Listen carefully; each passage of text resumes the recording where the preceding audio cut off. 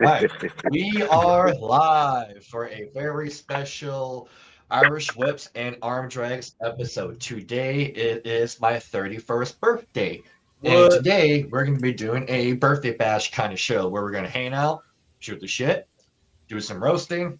Fuck, I don't have a format. Usually I have a format for this stuff, but I don't. Figure we'll just hang out, wing it, see what happens. And we have one of our special guests today. The man with the flaming fist from Louisville, Kentucky, Too Tough Tony in the motherfucking house. How you doing? What up? I'm doing all right, man. I do show up on time, unlike some other people. But we'll wait till he gets on here before we roast him. Shots are fired. He had to fix his hair and put some fucking smell good cologne on. But right. And who he's talking about? We had Big Vito LaGrasso planned to come on. We assume he's running late. So yeah, maybe Vito, he's probably he had to run to the store to get the cream soda. Yeah. I just asked him if he could still make it since we started. Since I know he follows you too, but I'll just hit him up just in case he didn't see your message for some reason. Yeah, that's fair. And he probably's trying to find what dress he can wear. He's got to go back to his roots. Well, he's probably looking at his picture of Mickey. So yeah, I'm gonna die laughing when he actually hops on here, and like everyone besides Too Tough Tony is just gonna be like, hello, sir, how are you today, sir?" No, the man called me a woman last time I talked to him. Share the video. I need to share this link. All right, everybody here needs to share the link. All right. Okay. We know what link you're talking about. I promise I'm gonna make up Vito for the introductions. I didn't do an introduction last time, so I'll get a hit. Yeah, he can take the that was hilarious. Boy, I like to live. I don't want to wake up when there's a horse's head in my bed, Godfather style. I got called a jugalo. I was told to wipe that shit off my face. I already got the whole 9 yards, but I like to at least live until I'm 65 or 70, whatever my time ticks. Yeah, but see, well, you can talk you can talk all the shit you want to until he finds you. Right. That's true. Yeah, once he finds you, you're fucked. Oh no shit. Yeah. Right. Not until I'd keep talking shit until he found me. I would just keep talking shit until he found you. You're live on the air, he just busts in and just takes me down. Brendan, upgrading skill. Bro, send me a picture of yourself so I can make a thumbnail. Just go on my Facebook and Instagram and a picture. Bro, just send it to me. Just do a screenshot right now. There's my thumbnail. All right, screenshot that. That's a real actual thumbnail. I'm gonna use an actual thumbnail. Do that. There you go. This thumbnail has more ratings than mine. Okay, is it on that X? thumbnail out? Okay, here, I guess I'll open up a topic. Pictures of Brendan and that thumbnail together. Oh, jeez. Y'all remember last time I showed you my finger, right? Yeah, you're explaining that story. I remember. If I remember correctly. Yeah. Ouch. You can see right there. Ow. Wow. It's still fucked up. Yeah. Yeah. I remember you showing us that. My God. Like what happened again with your thumb there? That wasn't my thumb. It looked like a thumb because I got sausage fingers. I smashed it in some chairs back in probably 2005. And I just never had it fixed. Like, does it like hurt, or is like no, it's there, but you don't really. Yeah, no, it's fine. I can do my finger like I call it the French tickler. I'm sure the ladies love you because of that very reason. Okay. I guess we'll for some odd reason they love this one, but they really love this one. That's and what's that called? The Louisville tickler? Yeah, it's a Louisville French tickler. It's the French, the Frenchie. They was like, "Can I have the Frenchie?" Shit. That's ratings, y'all. Okay, I guess we'll put the Italian mobster to get his dress on. I guess we'll do a topic here and we'll have a discussion here. Let me just add to the screen. Okay. So recently on the Coach and Bro show, here, let me add to the screen here. John the Coachman was blasting WWE for scheduling the NXT Great American Bash, booking that show on the same day and almost the same time as TNA's Slammiversary. And both him and Russo are calling out the WWE over the timing of it all. And they're thinking the TNA partnership with them is not looking so hot right now.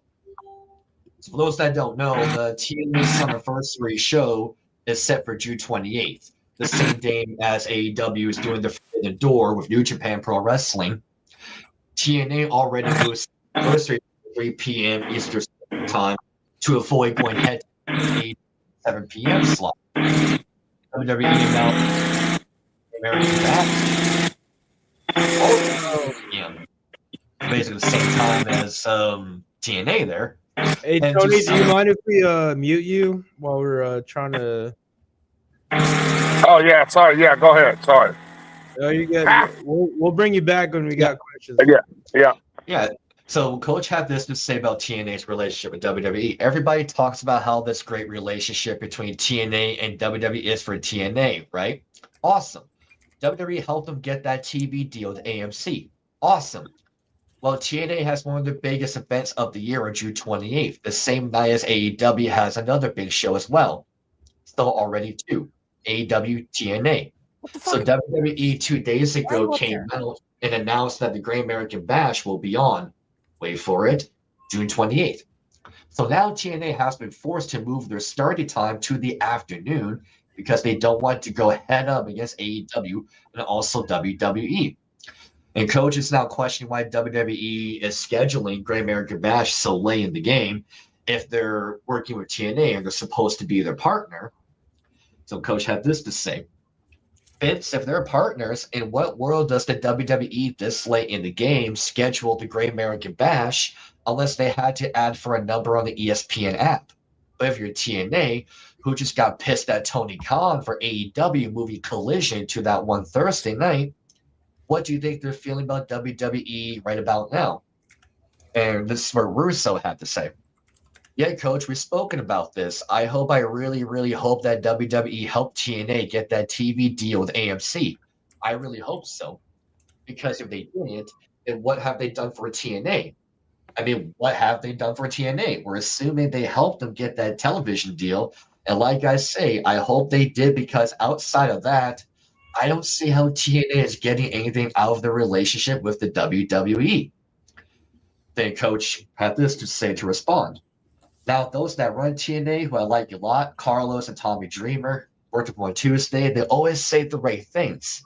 They're really good partners, but they're also the B side of the partnership, and they have to believe that this is a good deal. But right now, you have to believe between the nonsense with the independent show and now this. If I'm sitting in the meetings, I'm saying to myself, what is this doing for us other than our TV numbers are struggling a little bit? Ticket sales for Slammiversary are struggling a lot. And now you're going to tell the fan base, if you don't go and buy a ticket, you can watch all of this over here. That hurts them 2 different ways. It really does. And I'm going to stop there because I want to ask you all, kind of get everyone's opinion on this. Could this be a sabotage on WWE's end? Like, are they trying to do this so they can get out of the partnership with TNA and they're regretting end up working with them? I say, Eric, let's go to you first about this. I mean, there's just a lot that WWE has been doing recently that just really doesn't make a whole lot of sense. And this announcement of NXT, the Great American Bash, is just one more thing that genuinely does not make sense because, like, in my mind, right, if, like Coachman said, like, if I'm the president of TNA and I just got done going on a whole rant on Tony Khan about, you know, having Forbidden Door on the same day as Slammiversary, and now a company that I'm partnered with announces their own event on the 28th. Like, at that point, I'm ready to fight. Like that's how I'm thinking it, because it's like, wait, hold on. It's like I'm paying you money to be a partner of your company, and now your company is trying to compete against mine. That doesn't make sense. And it's kind of why I feel like TKO is almost becoming like the death of WWE to an extent, because they're just trying to push out way too much. They're trying to push out way too much content way too quickly. And they don't really understand that some supposed power moves are really just making them look like dicks. All right, Jerry, what are your thoughts on this? Me and Palatine, we covered this last night. And what I don't understand, if you're going to go head to head with AEW, why not use your heavy hitters? Why are you using the junior league? Basically, I think it would be WWE PLE versus an AEW pay-per-view. Yeah. That's what they would do. I think it's self-sabotage, in my opinion. Tommy, what are your thoughts on this? Skip me because I'm working on this thumbnail. It's doing a thumbnail for me. Oh, we got a comment here from Justin here. Happy birthday, El Magnificio. That's what he calls me. Thank you, Justin. Appreciate it. Appreciate the birthday wish. Hopefully I pronounced it right. That's my first time reading that out loud. All right, Ana, your thoughts on what Coach and Vince had to say about this? Well, it's kind of strange. I mean, TNA isn't the TNA that we know. Okay, they're the junior leagues now. It's like they used to be in the Premiership, and now they're in the flipping conference leagues, with just like all these bum teams that only have like a stadium capacity of 5,000 people at max. And it's like, I do agree with Jerry. Why aren't you putting your heavy hitter in? You could easily put excuse me. You could easily put in a WWE show. Have it face off against Slammiversary, because Slammiversary is one of the biggies that TNA used to have. Well, it used to be big. I mean, I've actually gone back and watched some of their old Slammiversaries. So much better. But as for TNA going up, as for NXT going up for TNA to go up against AEW, that's suicide. That is literal suicide. Yeah, I don't know what the hell they're thinking here. See, is Tony back? Oh, no, yeah, okay. Hobo, let's go to your thoughts on the situation. It's not really surprising though for them to do this to TNA, because it's obvious they don't really give a shit about TNA. Because I think WWE is trying to take down potential obstacles before they get to the same level as WWE, and so a good way to do that is to keep them down. So that's what they're doing with TNA, really. And they could be possible. Justin says TNA has always been WWE light. There are some aspects, yes, especially when all those WWE former wrestlers were coming in. They did get that reputation. They were WWE-esque. So that is a reputation they do have slapped on them. TNA used to be the number 2 company a few years back. So they could see that happening again. So no, let's just keep them under our wing. Let's keep them down. We're not going to help them at all. TNA has really nothing to offer to WWE. They need WWE, not the other way around. That's true. Justin also says AEW is just the modern day version of WCW, but without the coolness. On TNT, all right. Yeah, that's true. That is very, very true. Okay, Tony's back. Okay. Does he unmute himself, or do I unmute him here? Just unmute him. I gotta do it. All right, Tony. We'll give you a quick rundown here. So Coach and Russo were talking about how they don't understand why they are booking the NXT Great American Bash show on the same day that TNA, who they're working with, had to change their schedule time. Okay, let me tell you why. They got what they wanted. They wanted a few guys from TNA. Think about Joe Hendry. Yeah. Who else did they get? They got Jordan Grace, right? Yeah, Jordan Grace. They got. Think about it. Now they can say fuck you. You know what I'm saying? They got what they needed. And then they're going to flush them down. That's where, in my opinion, as a mark here, I think this is self-sabotage. They're doing it maybe just to find a reason to get out of their agreement with them. Like they used them up what they needed to use them for, and they might just say, "Okay, like we're done with you guys." All right, check this out. Usually when somebody's doing something, they've already got a plan. You see what I'm saying? Yeah. And I believe that's exactly what happened. They got what they needed now, and now how can we break our deal off and get on? You know. That's true. That could be a possibility for sure. Absolutely. All right, we'll go to the next one. I know this one. I know is a huge issue we have. All of us have the modern wrestling business. I know, Tony, we talked about it with you last time. The spamming of finishing moves, of how finishing moves is no longer a protected art. No, because everybody's doing it. Listen, when one guy does everybody's finisher, it kills all the finishers for them guys. Mm-hmm. You know, and they use it for falsies nowadays. I'll use somebody's finisher move, let them kick out of it. Ain't mine. You know, so. And for those that don't know, so I didn't watch the match. So Brock and Oba had the rematch in Clash in Italy, and accordingly to from what I've heard, they used 6 F5s to have Brock. No, it was 7. On Oba. Oh, it was 7. Yeah, it was 7. It was 7. Yeah. Okay, so there was 7 F5s that were used on Oba. 7. And Booker, it started with Booker T's 5 in the Brad. I'm here. Ring and 1 to a table. So basically, quite a bit. And this all started. Oh, I heard someone beeped. I'm hearing shit. My bad. Oh, anyway, this all started when Booker T's co-host Brad Gilmore stated the following: "The finisher spam where you hit the guy of your finish 3 or 4 times and he kicks out every time. God, that bothers the hell out of me. I don't know, maybe I'm just old school in my way of thinking." And Booker T agreed with his co-host, telling him, "No, you're not. I think that's a huge problem as well."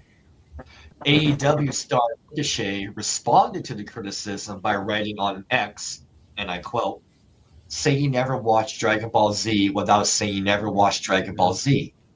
And he added, "Drama, story, high-level action, intensity, cliffhangers, that's what I grew up on." And Ricochet also responded to a fan that said excessive finishers take away from the suspense of a match. He said to the fan, "I disagree. It gives more suspense because in other promotions, we know the match isn't going to end until someone hits their only move, and that ends the match. So everyone's just sitting and waiting until that one move, knowing the match isn't going to end until that happened." End quote. They lost connection again there. Okay, I agree with Justin here. Spamming your finish automatically kills it, thus not protected anymore. Yeah, at that point, it becomes another move in your arsenal. It doesn't mean anything anymore, unfortunately. Yeah. I like this one here. Dragon Ball Z is a cool manga and anime. It's more cool than Ricochet. That is very true. Well, then Ricochet doesn't understand. Yeah, fans, like Stone Cold Stunner, for example. Yes, people are anticipating it here. Just to catch you up, Booker T's co-host was talking about how he didn't like how Brock and Oba were overusing each other's finishing moves in that Clash in Italy match. Booker agreed with him, and Ricochet disagreed, and saying, basically, tell me you have never watched Dragon Ball Z without saying you never watched Dragon Ball Z. Saying he grew up on, intensity, high action, cliffhangers, that's what he grew up on. All right. And I was saying, okay, this is why I disagree with him, because, people back then, yes, they're expecting to see, the stunner or the rock bottom. They pop because they know, okay, that's it, you're done. They pop for the big move. It doesn't take away from it. So I don't know what the fuck he's talking about. And this is where I have a huge problem with modern wrestling is all these moves, there might be a fair few that are protected, but at the end of the day, they just kick out of them. Yo, Brendan, you got to check out the thumbnail I made. Oh, let's see. Oh, let me close the finger. Oh my god. Okay, that photo, I got my first haircut. That was 2017. I remember that, 2017. Good picture, bro. I just put Fago in your hand and gave you a birthday hat. Yes. Well, why do you look sad in that picture? I don't look sad. What do you mean? Goddamn, it's not letting me do it. Anyway. Yeah, I got you. Yeah, help me out here. I don't look sad. I'm fucking smiling. The fuck y'all going on about? You call that a smile? Well, what the hell? What do you expect me? I was at a bingo hall. You see, I got my dabber. Well, actually, not anymore. I got Fagel in my hand. I was at a bingo hall with a friend of mine. Wait, bingo? I thought Brendan was 30, not 60. Well, okay, at the time, I was working with a lady that liked bingo, and I was a right. And that was my first time I went to a bingo hall, and I won a few bucks. But she was 60. What's up? Go ahead, Jerry. I missed what you said there. I fucking like. Yeah, I won a few bucks. I said that she was 60, eh? I can't remember how old she was, but and I was from 17. That was a while ago. I was like almost 10 years ago. What's up, Kaylee Hines on the mobile side? She says hi. Hello. Hello, all that back. I think totally lost connection again here. If everyone's phone, hopefully they'll come back. All right, we'll go to the next one here. Conan, for those that don't know, his health update, he was having issues with his leg, and one leg ended up being amputated, but he ended up getting both of his legs amputated, unfortunately. And as of now, he's recovery. He's doing well, thank God. Lots of prayers to Conan. Yeah, I think that's diabetes related. Mm-hmm. I think so too. That's what I heard. I think so too. I'm not 100% sure. And as it is, I can relate. From what I've heard, like he's recovering, he's doing fine. Like he was already doing his podcast with Disco Inferno, and I do want to report that WWE paid all his medical bills. So that's very nice and cool that they did that for him. That they covered all the that's right, yeah, medical expenses. So I cannot shit on for that. That's fantastic that they did that. So Conan, thoughts and prayers, man. High spirits. We're all pulling for everybody. Thank you for all the memories you gave us wrestling fans growing up. Godspeed, and just keep doing it, brother. Keep on. Legs are overrated, bro. You're gonna be fine. Yeah, he's got a fucking heart of a lion. And the next one here. Try losing some toes. And I know Congo Kong from the Jasper was talking about. I think he had a foot issue where he has some of his toes amputated. That's where you. Wow. Yeah, Congo Kong for JCW. You wouldn't know by watching him, but yeah, I forgot the foot of this, but yeah, he followed me back on Instagram. Oh, really? Yeah, Congo Kong seems cool. We'll do the next one here. One second. Okay, so Road Dogg, this will be interesting here. Says WWE felt like a money grab before he left. I know we kind of talked about this, and oh yeah, by the way, Justin, absolutely, JC Dub. We have until Thursday though for the next episode. Okay, I know we briefly touched upon this, but he was very hush hush here. But he made one comment that I felt was interesting here, right here. So he was on Busted Open Radio. And he was talking about how his view of WWE changed before he resigned from his creative team position. He said he used to believe the booking was about the wrestling, but eventually he started to feel like business decisions had taken over everything. And Road Dogg said this line here: I think the booking should be about wrestling, and I think the booking has maybe always been about the money. I just forgot. I just thought it was about the wrestling. But it feels like it's just all about the money now. So maybe that goes to what you're saying, the money. They can go over there, make some money too. So the money is deciding everything. So what I got out of that, and I know, Eric, we talked about this on Respect the Combat, is, yeah, I think him saying that, they're booking more of a TKO than Triple H is booking for himself and Bruce and Hayes and Heyman. That's what I get out of it. Yeah. Just how that's worded, I feel like TKO is more involved in what we know. Yep. And now the question is, how involved are they? So Hobo is really about this. Not selling Road Dogg. Talk about he felt like it was a money grab before he left, saying he thought it was about the wrestling, but towards the end they're booking for the money. Well, it's a business either way, so they're always gonna book for the money instead of for like an actual entertainment show, because they wouldn't know how to do that. It bit them in the ass, really. So, especially with TKO, like, you know, being as greedy as they are, like I said, this is the worst combination. Triple H's shitty booking and TKO's greediness. Not a good combination there. So they're just good. They it's like they're both trying to use each other, really. So especially with TKO, like they want to get as much money from WWE as they can. Yeah. Yeah. And when it's interesting too, go back and watch that clip in Unreal where he didn't understand Chelsea Green's booking and he was trying to stick up for her and try to ask why they're doing it, but he stopped himself because he knew it'll go in one ear and out the other. That clip says a lot. Yeah, he was very close to like arguing with Triple H. Yeah, in front of those people. Yeah, like pushing back. He gets to be creative. Like he stopped because he knew it wouldn't go anywhere. Tommy, your thoughts on Road Dogg, what do you have to say? Yeah, I mean, I think he's that guy who started off like, I'm going to be that guy that doesn't back down and I'm going to talk about what I believe. And it feels like the industry just squeezed that out of him, you know, and, you know, he had to leave because, yeah, he couldn't be himself anymore. They weren't listening to him. And, yeah, I don't blame him for feeling this way. It definitely feels that way from the outside. So he was an insider. He definitely knows what's going on. Sure. Hey, Tony, just to catch you up. So Road Dogg was on Busted Open not too long ago, and he was talking about how he felt like towards the end of his WWE run was a money grab and how he thought the booking was about the wrestling, but he felt like there were more booking for the money instead of actually what they should do for their product. And in my opinion, let's get your take as one of the boys there. I feel like that says a lot. Maybe TKO has more control and more involvement in the creative that we know.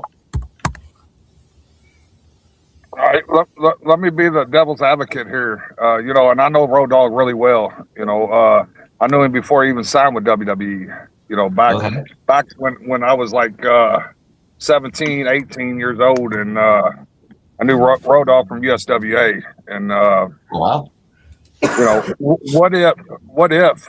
You know, how long has he been in WWE when he went back? You know, he's been there for a while. He's got plenty of money. Yeah. Maybe he just wants to go out and enjoy himself, you know. Maybe that's a way to get out too, you know. So True. So I know he did an interview earlier in the year when he left that he was going to spend time with his grandkids and do other stuff and do all these events. Which listen, you can make all the money in the world, but when you can't spend it, it's no fun. You see what I'm saying? Yeah. Because if he's on the road all the time, got to go to the office all the time, he won't really have time to enjoy it, what he made. Yeah. And you can. So, Jared, let's go to you. Your thoughts on Road Dogg's comments. So, again, like last night, me and Paladin covered this. Y'all can mute me real quick. Sorry. It sounds like, you know, he is trying to cover his ass. He just... Okay. And, I mean, I was just very shocked by the statement initially. Because, I mean, he's part of a big wrestling family. And... WTH. Here, I'll help you there. What the fuck? Thank you. Yeah, you can curse. My birthday show, damn it. Language is allowed. Thank you, Eric. Anna, your thoughts on Don't be a pussy. Yeah. What did you call me? I called you a pussy. Mister, I got enough space in between my teeth to have a full 747 go through, okay? I got your 747. Yeah, kinky. Damn. Damn. Go ahead. You were saying? Right. So yeah, I discussed this on the podcast last night, and I said he's leaving breadcrumbs. He's leaving us breadcrumbs, and he's essentially telling you, follow the breadcrumbs, and you'll find out why. You'll find out why he decided to step down. Because I don't really believe his comments for 1 second. I mean, I'm sitting there, I'm thinking to myself, you know, something's not right. Something is up. And when I was reading that out, it just felt like, I just feel you're covering your own tracks, but at the same time, you're leaving behind some breadcrumbs here. And I think that's what he's doing. Because if it was getting to a point where he just could not pitch any creative ideas to Triple H, and then he just decided, look, I'll go.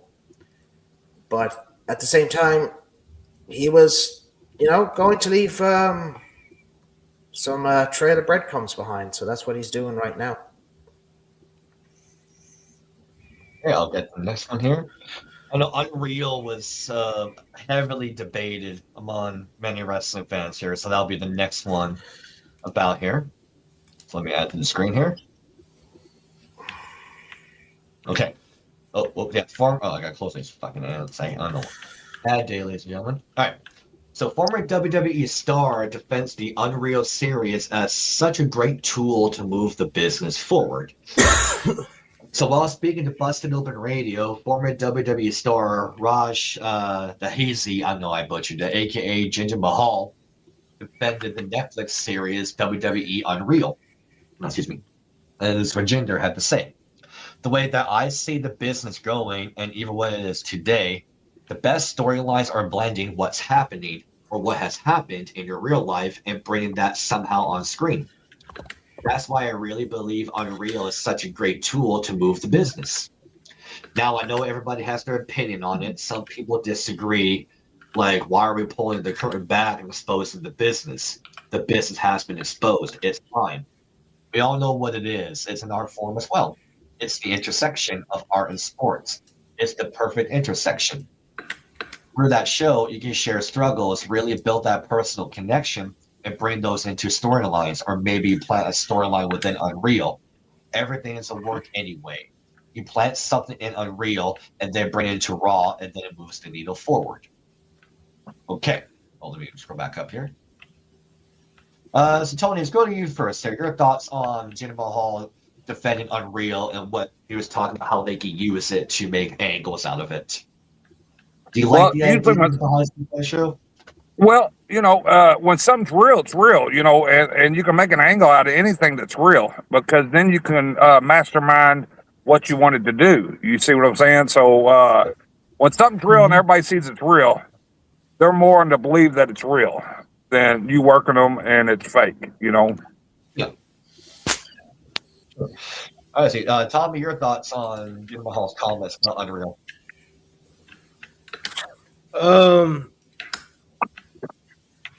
I can't disagree with him, because there are people who become wrestling fans through reality TV. There is certain fans, usually in the female demographic, who like reality TV, and so they might enjoy something like this. Total Divas was a hit, and Unreal, it's behind the scenes, but it's also reality TV, so it's supposed to be dramatic, and it's supposed to tie into what we see on TV, and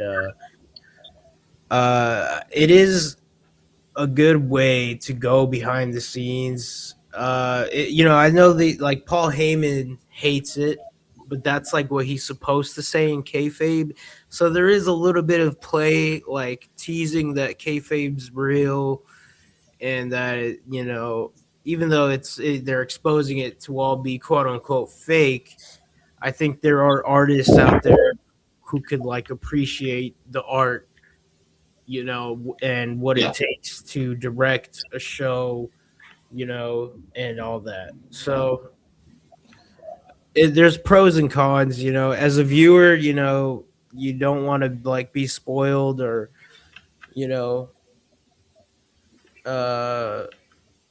see how the magician does his magic, Yeah. But it is what it is. It's too late now to take it back. There's 2 seasons, going to be 3. So that's very true.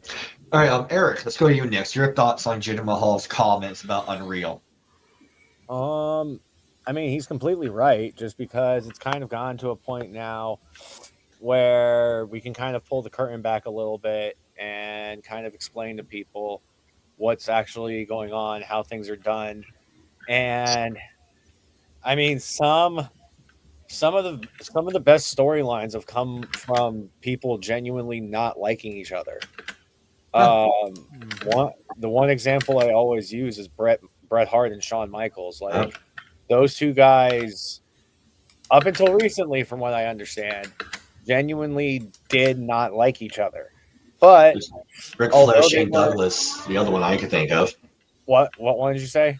Ric Flair and Shane Douglas in WCW 2000. But the thing was that although personally they may not like each other, they were able to put those personal differences aside, remain professional, and they created magic.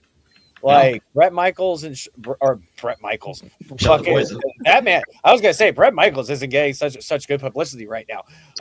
Bret Hart and Shawn Michaels, like that rivalry right there. Besides the screw job, is probably one of the most well known in professional wrestling.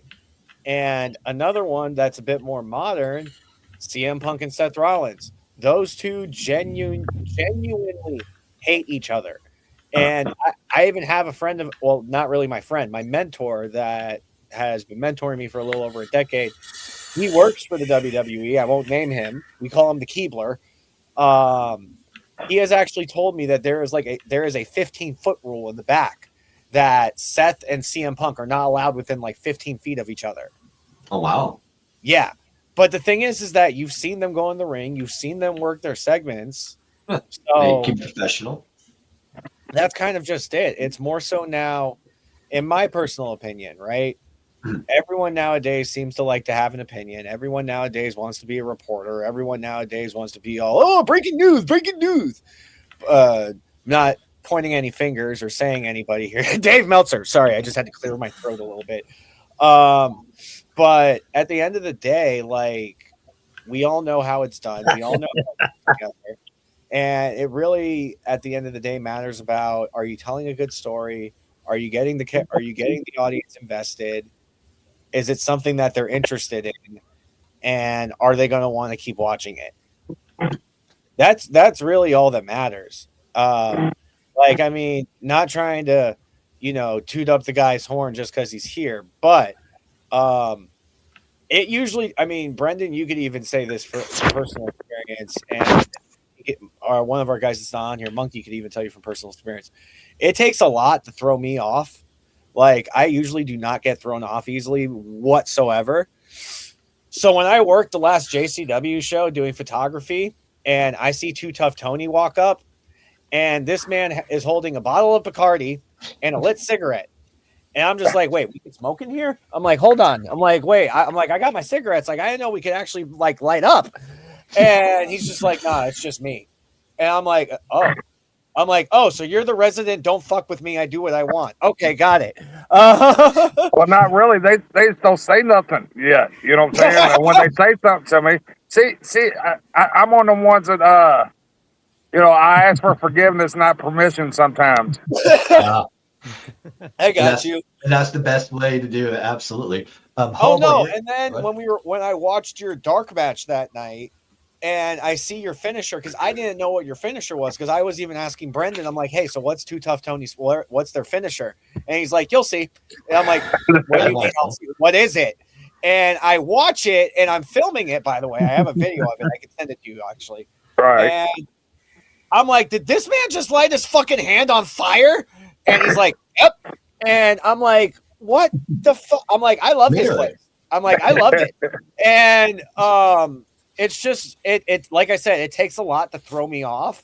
But like, I even turned around to Jeff and I'm like, how the fuck does he do that on a regular basis? And we're like, we just have learned not to question him and just let him do what he wants. Shout out to Jeff Lane.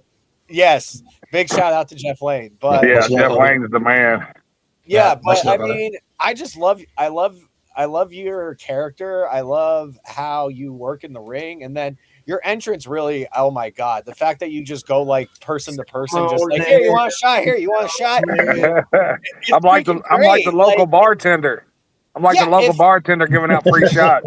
It almost brings like Attitude Era days to an extent.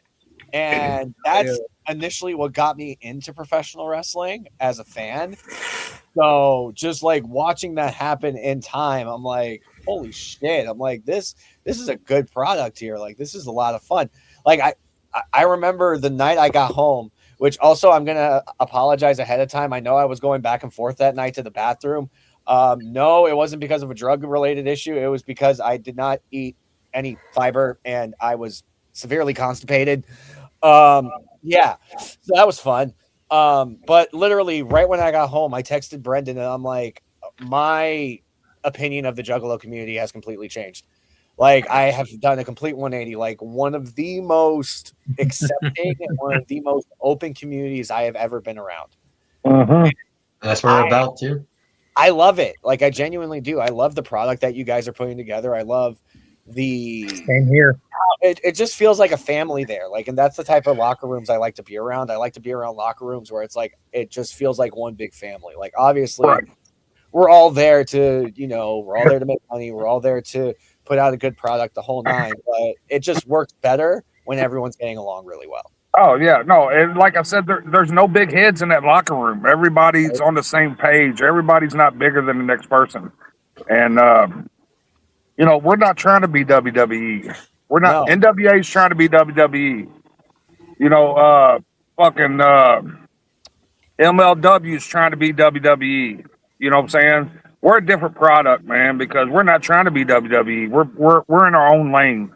Yeah. And that's what I get a lot of people tell me. It's like, oh, y'all not trying to be like WWE. It was like, no, we're just doing our own thing, Yeah. And I'll personally say that NWA hasn't as much been trying to do in the way of WWE anymore. We have been going a bit better. I probably should have mentioned that. I work with NWA a bit. Yeah. And I really like the direction now that we're going with the product, 100%. I like the different direction that we're going with the women's division as well as the men's division. I mean, I love now Silas. I'm curious to see now what's going to happen between him and Kerry. And shout out to Kerry Morton, by the way. I know he's going to be on here in a couple weeks. But just you guys, like you said, like you guys aren't doing anything that anyone else is doing. Like it's just your own thing and it's your own product. And I feel like that's kind of what almost makes a lot of professional wrestling nowadays just almost seem cookie cutter, because they're all just like, oh, well, if we want to make the big money and we want to make the big numbers, then we have to be doing what WWE does. And it's like, no, that's not what you need to do. And it's like, you can't just cookie cutter and copy what the big guy is doing, because if you copy what the big guy is doing and you're some little small town promotion in the middle of Idaho, you're not going to be able to draw in automatically the same numbers that they're drawing in, because you're just starting. And it's more so you got to do something like what JCW is doing, and you got to do something that makes yourself stand out. Yeah, like on the show, like we don't want to have a guy that snorts cocaine and gets all blazed up. You don't have zombies doing drugs and drinking. You don't have all this crazy shit. Like I said, bro, I genuinely live for Barnabas's crash outs. His crash outs have me dying laughing on a regular basis. Mine too, bro. Mine too. Like, just like every time when and that's the thing too. Go ahead. Go ahead. Sorry. No. Go ahead. What were you gonna say? No. What I was gonna say is you was talking about characters, and that characters tell stories, and and people just everybody. You was talking about cookie cutters. Everybody's trying to be WWE, and that just don't work. WWE is WWE. Japan. When I was in Japan, I'm working for Big Japan. We was doing house death matches, supermarket matches, just all these off the wall shits, and it worked for them. It's something that's crazy that you never seen before, and it's you got to step out the box sometimes. You got to be the leader, not the follower. Exactly. A lot of these companies don't understand that. Exactly. No, I completely agree. Like, not even trying to. I mean, I shit on AEW on a regular basis, but I try to watch it. I try, but like the other thing is that I've been working under EC3 now for almost a year at Exodus, and he's been taking me under his wing with learning how booking works, running a match works, the whole nine. Oh wait, you lost connection here. We'll come back. Oh, I was about to say, did he get mad because I mentioned EC3? But story. Hold on. We'll keep going with the top until he's back. Yeah. Once he hops, actually, I'm gonna hop out real quick. Well, don't get rid of me, but I'm just gonna run upstairs real quick to eat lunch before my wife yells at me because I haven't eaten all day. Okay. Then I'll try to remember where you were when you come back. All right. So hold on. I'll remember where I was. I'll remember where I was at. Remember there. It's AEW. I was about to go on my whole rant about false finishes. Oh, right about AEW. Okay, Hubble, your thoughts on Jinder Mahal, him talking about Unreal? I'm 50-50 on it. Like, real life like issues can like really make great storylines. Like, I think Eric mentioned Shawn Michaels Bret Hart as a good example. But the problem is WWE doesn't know how to use that anymore. Because a good example is the Roman Reigns CM Punk feud. When that feud was so pretty much bland. The only good promo they had was Roman Reigns on Twitter. That one Twitter promo he did. That was the only good thing. And they so yo, Vito hit me up. He said, "You told me Sunday, if you remember." Oh, I said Saturday. Because I never said Sunday or anything. I never set that up. Yeah, next Saturday on the 13th is my 31st birthday. Yeah. Oh shit. Okay. Did he hit you back up? No, he didn't. So what's he saying? I just said, "Hey, can you still make it today?" He said, "You told me Sunday, if you remember." I don't remember saying that. I told him Saturday. Because you guys talked to him, right? All I did was PayPal him. Okay. If he can't make it today, we can always do an impromptu tomorrow. See if he can today. If not, we'll do an impromptu show tomorrow. I'll say, what should I say? I should say, like, there's been a misunderstanding, or sorry. Oh, he's typing me right now. Oh, he's typing. Yeah, he's typing. Paladin, take you away from Jinder Mahal's comments here. All right.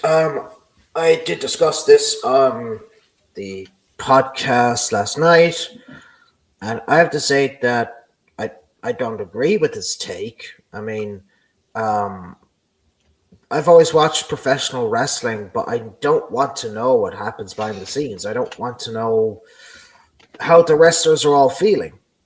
I really don't. I didn't care about that back then. I was focused on the show. When the camera hit live, when the wrestlers and everything was getting together, that was my primary focus. I didn't really care if behind the scenes, okay, Shawn Michaels, Bret Hart, they didn't like each other, or Stone Cold didn't like this person, or The Undertaker didn't really like getting along with this person. I wasn't too focused on that. I really wasn't. Now, obviously, there is the documentary Beyond the Mat. Okay, they did show a little bit, but they didn't show too much. I could let that slide. I was like, you know what? That's fine. I can just let it slide. Now, of course, if a wrestler was doing like an autobiography or something like that, that's fine. They could talk about their experiences and how they got to the top, or, talk about how, maybe some funny stories. They might talk about how something funny happened. That's that sort of thing. I've nothing against that.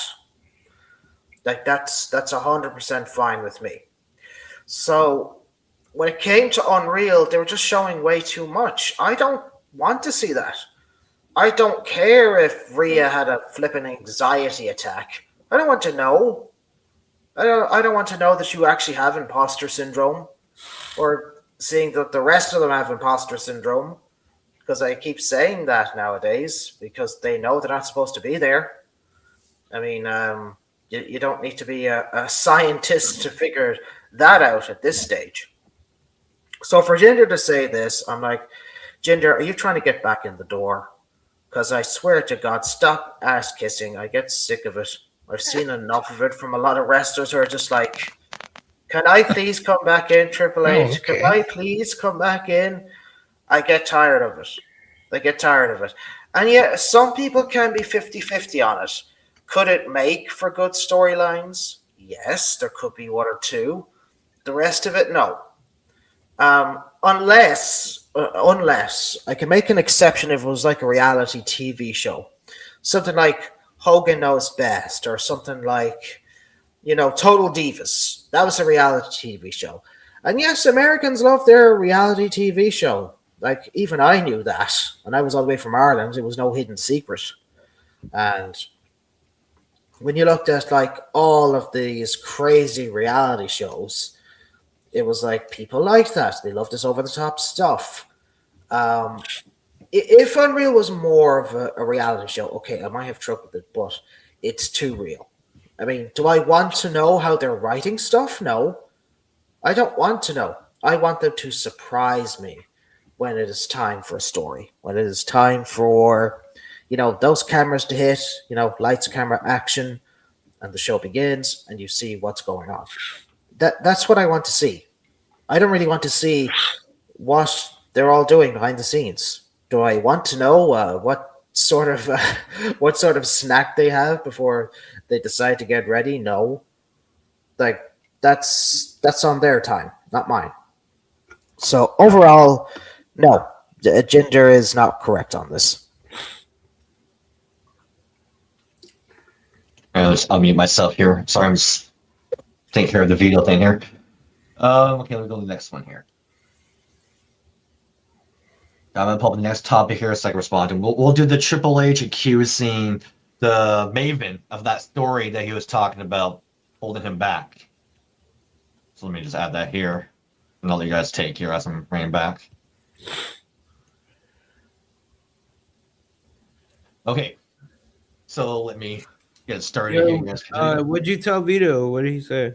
I'll paint on here. I'm working out the time with him right now because we're on the air. We can't really mention what's going on here. All right. So anyway, Triple H. Maven on his YouTube channel.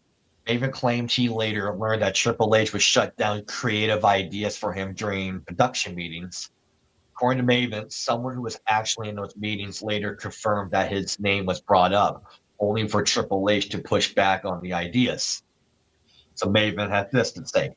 I didn't know this during my time in the WWE, but I have it confirmed years after my wrestling career had ended from someone who was actually in those production meetings. Someone who went to bat for me that every time my name was brought up, it was quickly squashed back down. Maven then said Triple H was allegedly the person stopping those ideas from moving forward, and who was the one doing the squashing. Other than Triple H, he explained that when people suggested new directions for him, those pitches were allegedly dismissed because Triple H felt he was not ready. And Maven said, if people thought, hey, here's a good idea, here's a good direction that we can send Maven on, here's something that we think he can find success doing, it would be quickly diminished. He's not ready. He's not there yet. He needs a little bit more time, a little bit more seasoning. Maven admitted that Triple H may have not been wrong about him needing more experience, but he still believes others at a similar level receive stronger support. He said the situation hurt more because Triple H had influence on Vince McMahon. Maven said, and I'm not saying Triple H was wrong. He wasn't. I did need more time. And I wasn't ready. But I also know that there's been other people with the same skill level of me, and they did get that extra boost, that extra push. It's just hard to get that push when someone is constantly pulling you back, and that someone has the ear of Vince McMahon. Finding out after my WWE career had ended that what I initially thought was indeed true, it hurt and it bothered me for a while. So that's why if you ever see me taking what looks like pot shots at the man, that's probably my reasoning. That's definitely some of my reasoning behind it. I in no way, shape, or form blame Triple H for my career arc, but it just does hurt sometimes knowing that he indeed was weighing in not on my behalf. End quote. So, Jerry, I'll let you start us off first about that. Oh, Jerry's not here. Aina, go ahead and take us away about that. All right. So, okay. Now, Maven was never going to be a huge star. I mean, the best he did was a hardcore champion. I remember, thanks to The Rock assisting him against The Undertaker. Okay, yeah, he won the title. Or his big shock surprise when he eliminated The Undertaker in 2002 in that Royal Rumble. Okay, that was crazy. Okay, that was a special moment for him. So as time went on, he was still around. I didn't really see too much of him. Oh, excuse me. I didn't see too much of him around 2004 when around the 2004 Survivor Series with that with that 4-on-4 Survivor Series match, okay, we started seeing more of him. So the winning team would each get 1 week to run Raw and do all that fun stuff. But Maven was never really going to be realistically world champion. I think that was obviously just a way to get him on TV, just to give him something to do. From there, nothing materialized. Like, he did a segment with Simon Dean, and then my all-time favorite, Stone Cold, just kicked their asses. That was really it. Just nothing happened. He fizzled into thin air. Was Triple H correct in kind of holding him back a bit? Yeah. I mean, he still needed a lot of work. Like Maven in his early days, I can tell you, he just needed work. The best he could hope for was being a mid-carder. Maybe being Intercontinental Champion. Maybe a tag team champion. You never know. I would say that would be a good route for him. But apart from that, I think this is kind of the one situation where, okay, Triple H may have had to intervene. It was just one of those situations. Yo, so, Brandon says, happy birthday, Brandon. Here, let me unmute. Thanks, Brandon. Appreciate it, man. Okay, I guess I'll throw my 2 cents here. Okay, this is where I feel like Triple H, because I know there's been many stories about has he really held people down, and many times he has gone behind people's backs. And if this is true, then what I got out of this was did Triple H at that time feel threatened by Maven? New guy on the block, TV time, did he feel threatened? It felt like he was going to squash him. That way, another young guy couldn't really rise up and possibly get more over than him. Could that be why? Because I find that just odd. Like, why Maven of all people? You would think Triple H would try to kind of reel in like a Booker T or a Rob Van Dam or a Kane, like one of the bigger names on the Raw brand at that time. So I feel like there's more that doesn't meet the eye here. I think maybe it's paranoia on Triple H's end. Unless Maven did something to Triple H that he didn't know about. I don't know, just something's up. That meets the eye. Hobo, your thoughts on this? What's going on? Like, I just came back a minute ago. Oh, so Maven was basically talking about how Triple H would shoot any ideas from down during the creative meetings. Back when he was in WWE, right? In WWE, yeah. Okay. Well, I mean, it could be Maven his ideas probably weren't good enough, but I mean, it could be possible Triple H was holding him down. But like with Triple H, like he holds down a lot of people. Like he even if there's a slight threat to him, he would hold you down. And I would think I don't think he should worry about Maven really. Like, let's be honest, he wasn't really going to amount to much. He wasn't anything really special, in my opinion. I mean, the only moment I remember him having was when he eliminated Undertaker. That's pretty much it.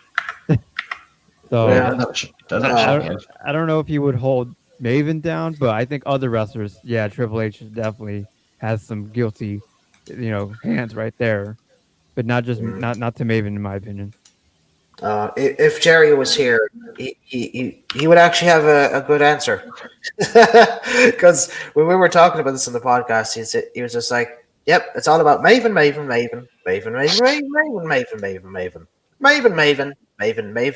All it should be Maven should be Maven. Maven should be world champion. Vote Maven." The best he got was the hardcore championship. That's how important he was. Maven should have got more. Maven. You have to understand that Maven is Maven. Go Maven. He couldn't even get the tag titles, for God's sakes. Yeah. Did he even get that? I don't recall.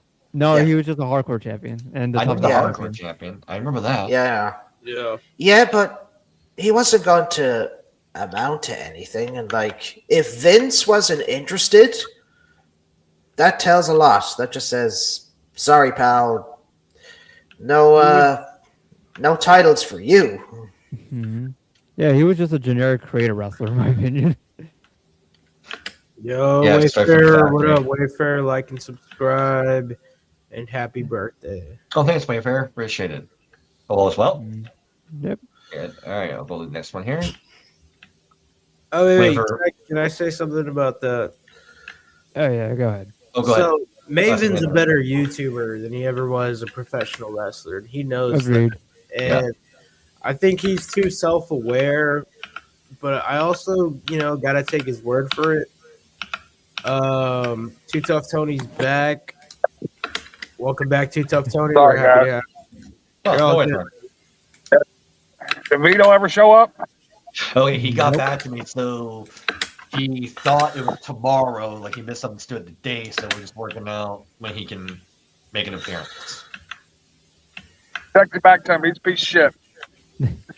He knew Tony was gonna be on here, so he's running scared. Yeah, I know it. Yeah, was on Russo's And I brand. put his Philly cheesesteaks over. Yo, so that was just all I was going to say. But since Tony's back, I wanted to show you guys what I saw in Miami. And, Next, he went to the Miami show in February. Maybe I'll wait till Eric gets back so we can show these. But let's watch this Maven supercut really quick since we're talking about Maven right now, and he's saying Triple H was holding him back, and there could be some truth to that. He was never going to be world champion. I think he knows that too. But maybe Triple H was holding him back because Triple H is known for having a clique and having his favorite guys and pushing them. Let me say something before you show that. Here's the thing, man. People who think they're main carders, they all might be a mid carder. They might be a curtain jerker. Sometimes you just go with what you got. Of course, we all want to be the main eventer. And like when I first started, I never got the main event. Now today I'm always in the main event, and I want the curtain jerk. So it's kind of like I don't know when you talk serious money like Maven's talking. Maybe I don't know, but do I think Maven was the main eventer, or for the main event? It all depends what the angle calls for too. Yeah. Or if they could pull it off. Yeah. That's just the thing. No. That's just my opinion, though. You see what I'm saying? Yeah. That's just my opinion. Yeah. That's fine. That's fine. Yeah, we all have opinions. That's cool. Yeah, I mean, he's All right, a Tom, better go ahead. YouTuber, and this is his catchphrase on YouTube. He's an entertainer, so we'll give him that. Hey guys, Maven here in a clip right here. Right here? Right here. Hey guys, Maven here. Hey guys, Maven here. Hey guys, Maven here. Hey guys, Maven here. Hey guys, Maven here. Hey guys, Maven here. Hey guys, Maven here. Hey guys, Maven here. Hey guys, Maven here. Hey guys, no, that's just for YouTube. Hey guys, Maven here. Obviously, we start all our videos that way.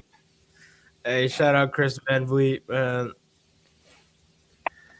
Well, it's just Maven. You have to understand, Too Tough Tony. It's Maven. Go, Maven. I got a question. Is his email, hey, it's maven.com? It might be. Hey, it's Maven@gmail.com. Yeah. Hey, it's Maven. Hey, it's Maven at gmail.com. All his videos start like that, and we were Jerry. Now that you're back, we were talking about Maven, so I already answered for you, saying Maven. Oh yeah, after all, when you got a wrestler like Maven, I've always just been such a great wrestler. I did Tough Enough, and I was in the ring with Triple H, and everything was just Maven this and Maven that, and Maven. The Undertaker I've always been the best Maven. I can always be Maven. We got to mention the Undertaker put him over, let him eliminate him at the Royal Rumble. Yeah. Well, the Under Maven, he did a pretty good job. He did a good job helping me out in the ring. Maven this and Maven that. He probably carried his bags McMahon, too. he gave me a nice chance. Yeah, Maven carry your bags. Nice to meet you there, Too Tough Maven. Nice to meet you. We just all Maven. I have a conspiracy theory. Oh, Yeah. shit. He also carries Steve Austin's beer and Rock's bags, and maybe Triple H's sledgehammer. Holy You mean Austin's cooler? Austin's, yes, because Stone Cold Steve Maven. Stone Cold Steve Maven is going to drink a few Maven Weisers. Hogan had Beefcake, and Beefcake apparently was Hogan's weed carrier. So I guess Maven could be Austin's beer carrier. Happy Maven Day to you too, there, Brandon Maven. All right. Thank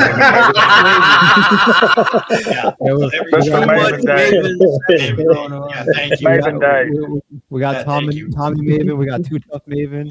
The Paladin Maven. Too Tough Maven. The Maven of the Light is here with us. Now where's the big Maven? I thought he was supposed to show up.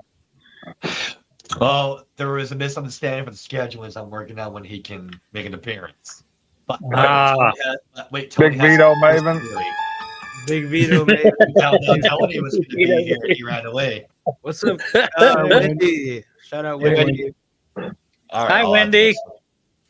Okay, here's an interesting one here. Our good Hi, friend, Wendy. Uncle Eric Bischoff had to say.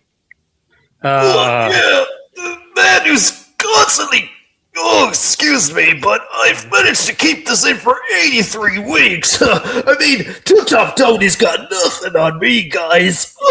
83 weeks of kicking WWE's ass. Just give me a second. I feel much better now. Yeah. But still, though, I held that in for 83 weeks, Tony. You got nothing on me. You just dropped Maven off. Lady Cat. What's up, Lady Cat? Hey, Lady Cat. Or as Jared calls him, Eric Pissoff. Okay, so Eric Bischoff said wrestling companies are idiots if they listen to social media.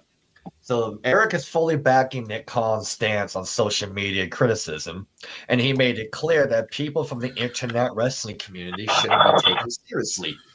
So on his 83 Weeks podcast, Bischoff reacted to Khan saying WWE will never respond to social media criticism.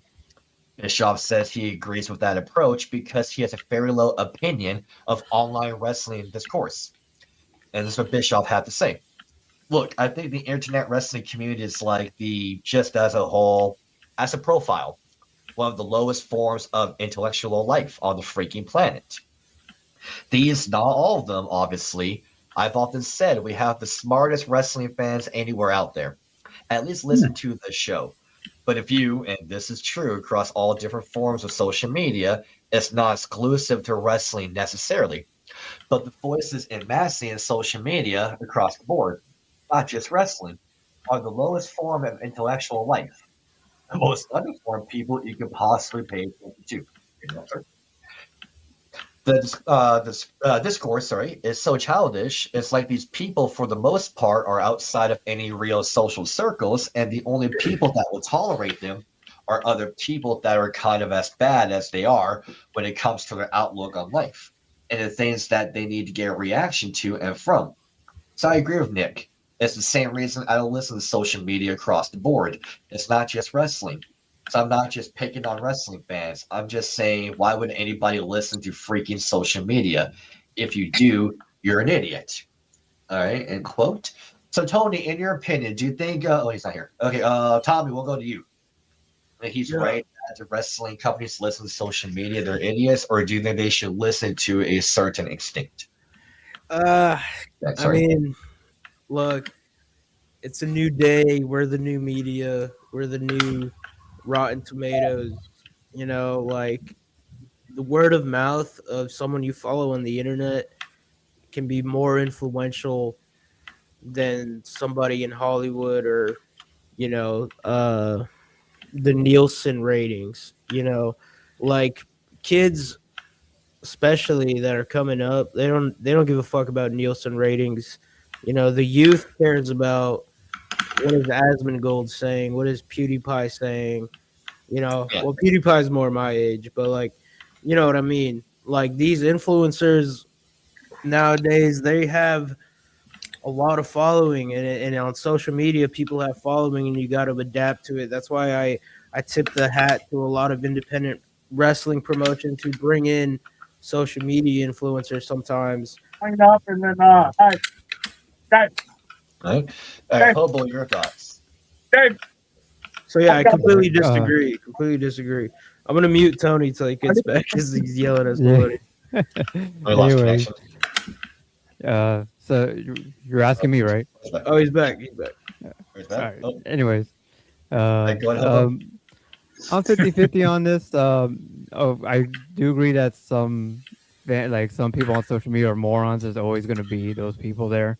So, but the issue is like a lot of wrestling companies nowadays listen to, the majority of them listen to like retards, really, like the loud minority, really, which unfortunate or majority. I don't know which one, frankly. So minority is the least, majority is the most. Yeah, I'm sorry, my brain's kind of fucked up for today. I'm not a morning person, so it's morning over here. Well, it was. But anyways, so they listen to the wrong people. That's pretty much what I'm saying. Like, they should listen to more guys like us, but unfortunately, they don't do that. They listen to people who just pretty much shill for them. That's also an issue, shilling. You know, they want to get that access. Oh yeah, there's propagandists for sure. So that's pretty much what like a lot of wrestling companies do nowadays. They just listen to the shilling and propaganda.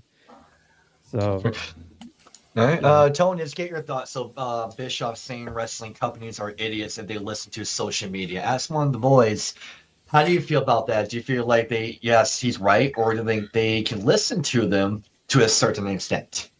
Well, here's the thing with me. You got to listen to your fans to understand how your product's doing, right?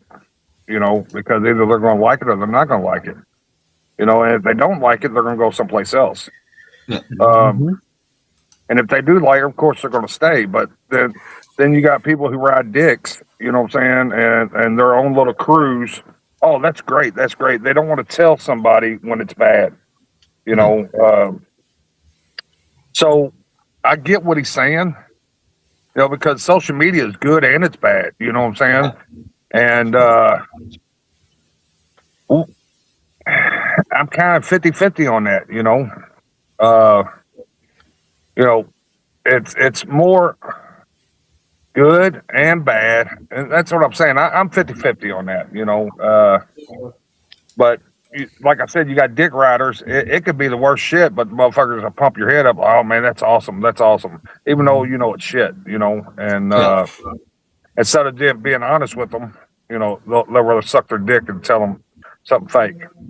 Yeah, instead of being honest. Social media is a double-edged sword, pretty much. Welcome back, Eric. Good to have you back, Eric. Yeah, sorry, I took a minute. All right, what'd you do? Go drop off a Maven? Nah, I had to eat lunch before the It's Eric Mavenstein. Yeah, apparently, Eric, it's not my birthday, it's Maven Day. So every time I turn 32, 33, it's Maven Day, apparently. And we're all Mavens, apparently. Yeah.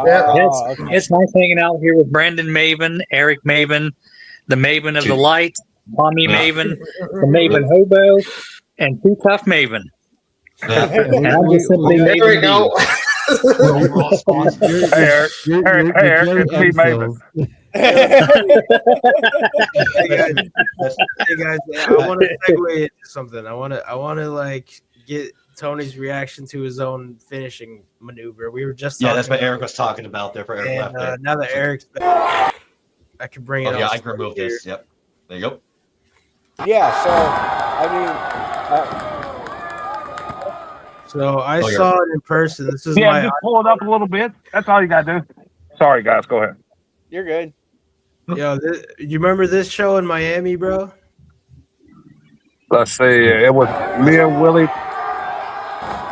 Oh yeah, me and it was Facade and somebody else versus me and Willie, right? Yeah, it was Facade and I think the Tarzan of Florida or something. Tarzan. Tarzan Duran. Yeah. I love that dude. He's crazy as fuck. Yeah, but that's the Flaming Fist. Boom. Like, I gotta ask, like, how did you come up with that? Well, my friend used to do a flaming karate chop, Rolling Hard. He used to work for IWA Mid-South for Ian Rotten, and he passed away. And so, you know how any wrestling move works. You know, when somebody steals something, they make it their own. And So I came up to Flaming Punch. You know, he would do a Flaming Karate Chop. Damn. And every time I do it, it's like paying homage to Roland, you know, and God rest his soul. You know, he was a good friend. Lenny was a good friend of mine. And, you know, I just thought that to keep him alive in my world, because every time I do it, I think about him, you know, and, you know, plus I got a cool finisher. Yeah. Yeah. Yeah. No, it's a cool ass finisher for sure. Oh, dude.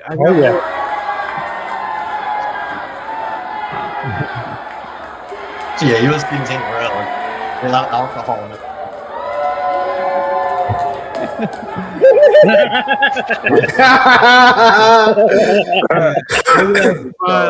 Yeah, no problem, man. You can come on up. I'll be out your way. I mean, that's like the one thing I just really like about JCW shows is like you hold can just on tell one second, guys. time. You're good. You were saying, Eric? I was gonna say, like, that's the one thing I love about JCW shows. Like, you could just straight up tell, like, everyone there is just having a really good time. Oh, down, yeah. And I like all the juggalos that go there too. They don't try to hijack the shows. They go there having a good time as well. Everybody, even the wrestlers, are having a good time. But you're not gonna see this at WWE, bro. Oh fuck no. No, you'll never see this in WWE. No, not even close. I get all DCW vibes from this. See, that's what I love about it. Mm-hmm. Well, Now, when we had Tony on the show last. What'd you say now? It reminds me of Attitude Era of ECW vibes. Especially Yeah. That's what a lot of people say, you know. And you know, it's like the new age ECW. And look, we got Joe Garther, you know, and we got a lot of different people that's jumping aboard, and you know, it's one of the hottest things right now, you know, and we're just gonna ride this tidal wave and see what we can do. Oh yeah, 100%. And like what I was saying before you got disconnected, and then I had to go grab lunch. One of the things that I've learned working backstage with Exodus a lot, and now just kind of working in the industry more, is, and this will kind of, I guess, go into like what Eric Bischoff said. I'm kind of like 50-50 because like you do have to listen to your fans. You got to listen to the feedback you get from them because they are the ones, their fans are the bread and butter. That's how you keep the lights on. Yep. Now, the other thing is that when you have something like an AEW and you have someone like a Tony Khan, who is the booker, that's when things start to get a little lost. Like, the reason why I can't really watch AEW in general nowadays is because I'll more so be yelling of why in the fuck are there 30 false finishes within like a 3-minute time span? And it's just stuff like that doesn't make sense to me. And appreciate you, man. Yep. Like that doesn't make sense to me. And then also I feel like they don't really understand how to do proper build in a show either. Like, because for example, I remember Tommy, we were watching, what was it, Double or Nothing? Yeah. And literally every single match, it was like either 16 minutes or 20 minutes or 25 minutes or longer. And it's like, I mean, from what I've watched and from what I can understand, I feel like, you know, the first couple of matches, those should be like build up to get the crowd going, get the energy pumping. And then like later on into the show, that's when you want to do like the long game. Broadway, yeah. Well, that makes you want to know who's aged in their matches. You know, you see what I'm saying? Or are they just getting out there calling their own shit? You know? I think it's a hybrid of the two, in my opinion, from what you see in the ring. I think it's a hybrid. Because you would think it was like an Arn Anderson or a Tully Blanchard or a Jake Roberts. They're not calling that stuff. Not my bets. Well, no, and they're old school too. And then you got this new school kids. You know, they think it's cool to do 50 million spots and then finish with a schoolboy. You know what I'm saying? And you know, they just don't tell a right story, like you said, Eric. You know, it's they're doing too much shit before somebody catches up. Like, let's just say they do 5 things, 5 fucking falsies or 5 fucking spots. By the time somebody fucking in their brain processes the second fucking move they did, they're already on their 5th move. You see what I'm saying? So, You know, and then them using everybody else's finishers for falsies. Yes. Yeah. And then the other thing is that their argument is always, well, we try to attract a niche market and we're trying to do this. And it's like, okay, yeah, we get that. But just because you're trying to attract that niche market doesn't mean you can't go back to the basics. Like Right. just because you're trying to attract like the hardcore market or like the hardcore wrestling fan market. I mean, hardcore wrestling fans love a good story. Oh, yeah. Like they will spend their hard-earned money on a really, really good story. I mean, right now, like Brendan was saying earlier, I mean, right now, even though to some people it'd be like, what the fuck do you mean that's a storyline with zombies addicted to cocaine? And it's like, wait, hold on, you got to watch it. Yeah, you got to see it. It's like you got to see it to understand why it's so good.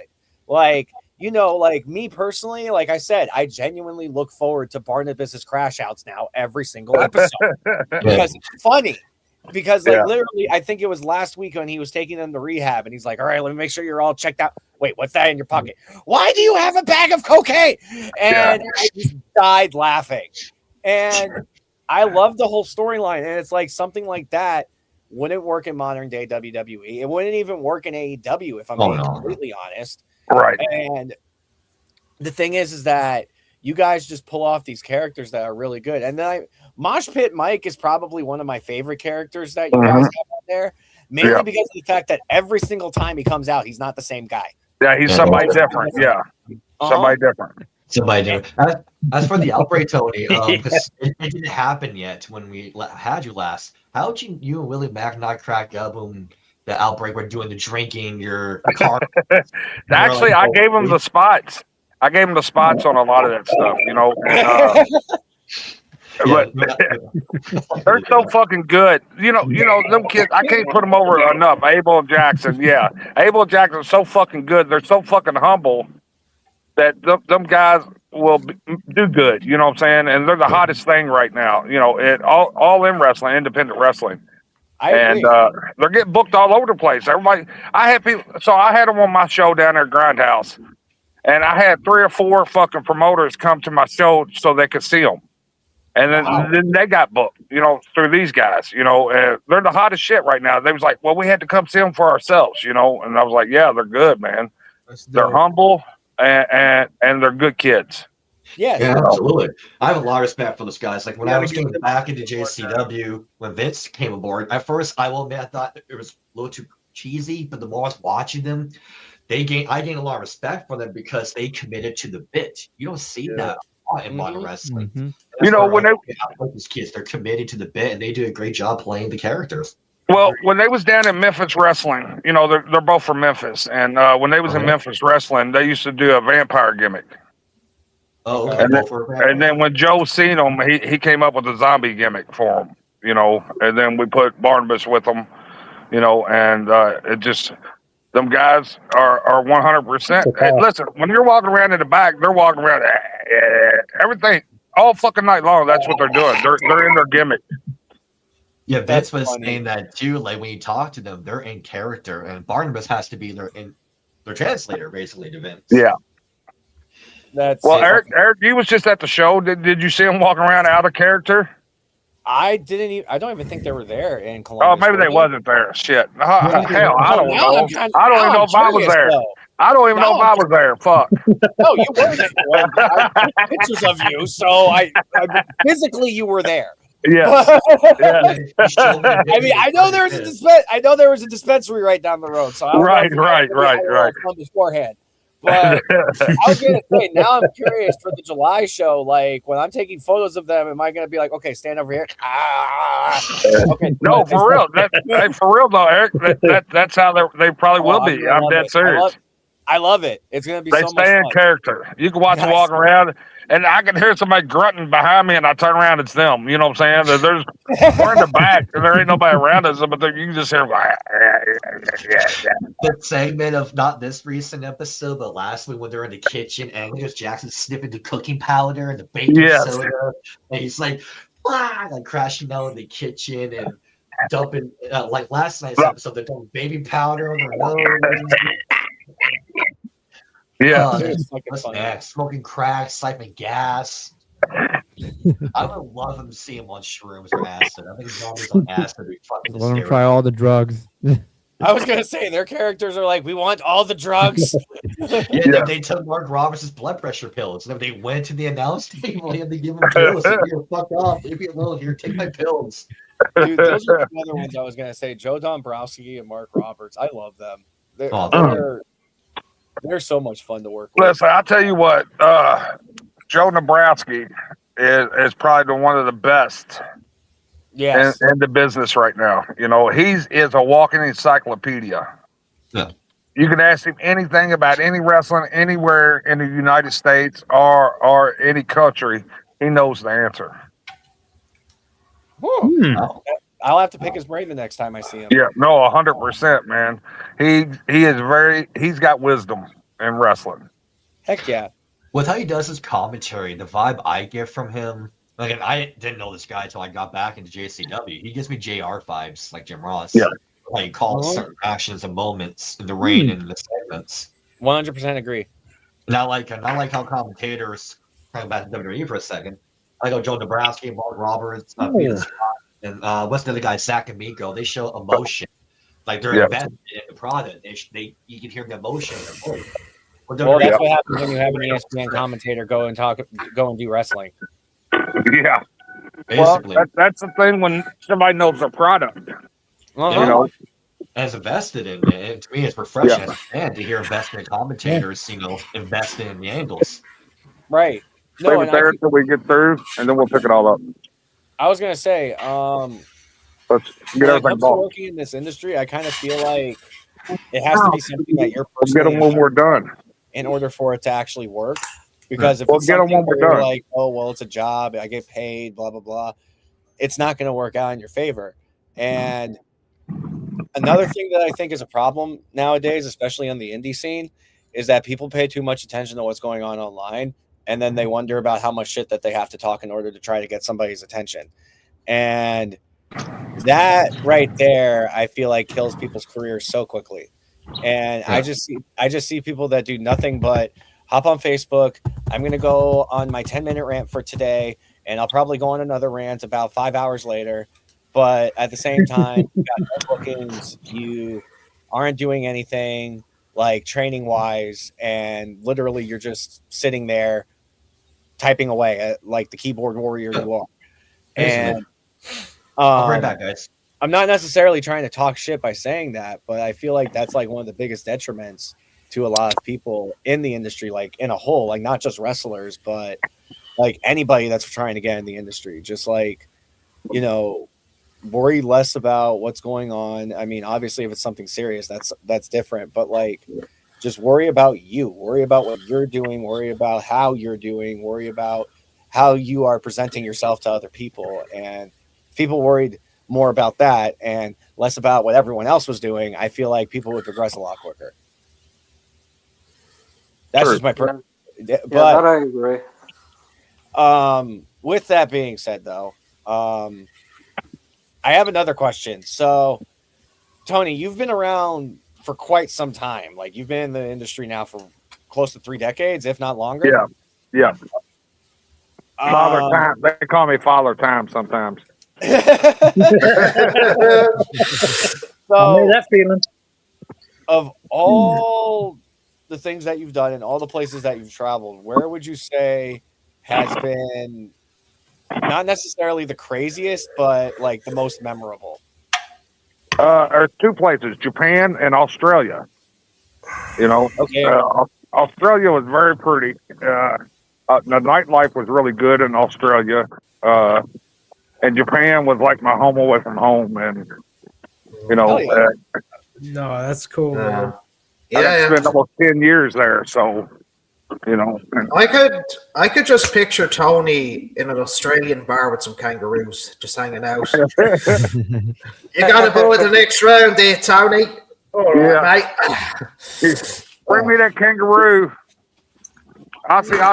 Yeah. You gonna box a kangaroo, Tony? Yeah.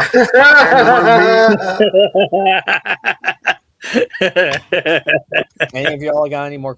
Any of y'all got any questions for That kangaroo gave me 2 blows to the head. How about kangaroos? I got a question for Tony. Fight a kangaroo. Hey, what you got, Jerry?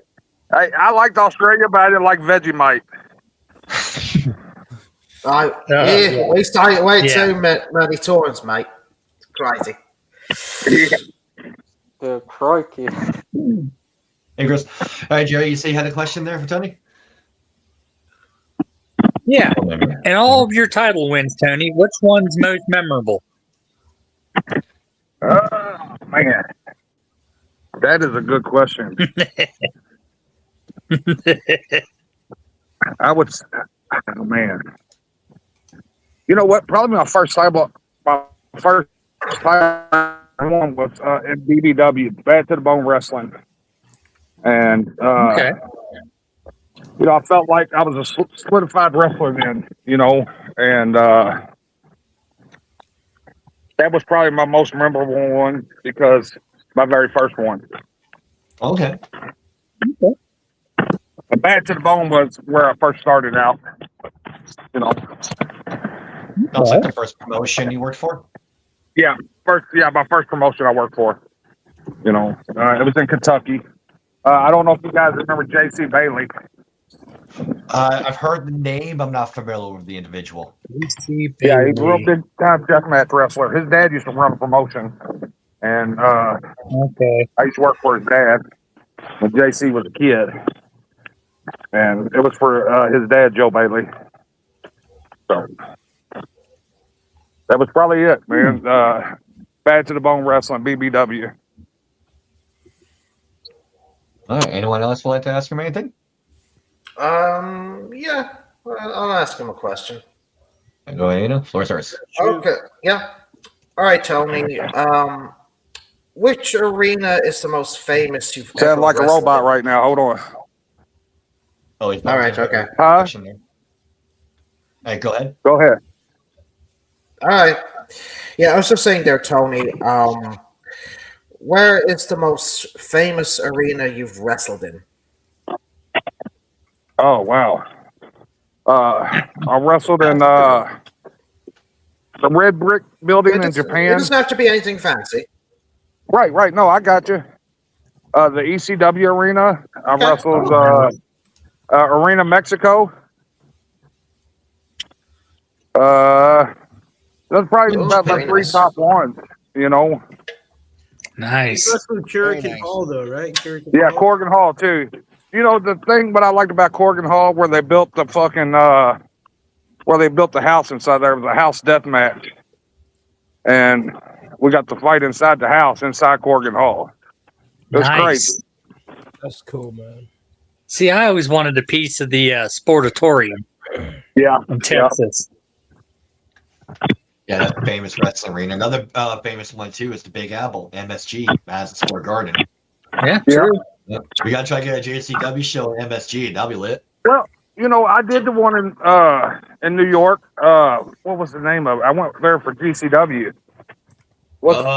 Hammerstein Ballroom? Hammerstein. Yeah, the old Hammerstein. Yeah, because they ran that not too long ago, I think, right? A couple years ago. Hammerstein. Yeah, that was a nice. That was a nice place too. You know. Yeah, it's really, really nice too. One of the nicer arenas. Does anyone else like to ask him anything here? Yeah, I'll shoot. How many Too Tough Tonys to kill a gorilla? What? It sounded like a robot again. Oh shit! Are we back? Are we good? Go ahead, try it again. Yeah. How many Too Tough Tonys to fight one gorilla? Oh, we're getting buffering. Oh, I think we just lost him. I think Gorilla attacked him. Yeah, the gorilla heard what he was saying and attacked. I heard you talking shit, Tommy. Yeah. Well, what the hell am I going to tell Vince now? He asked me, hey, what the hell happened to one of my guys? Oh my goodness. Yeah, he's in the hospital right now.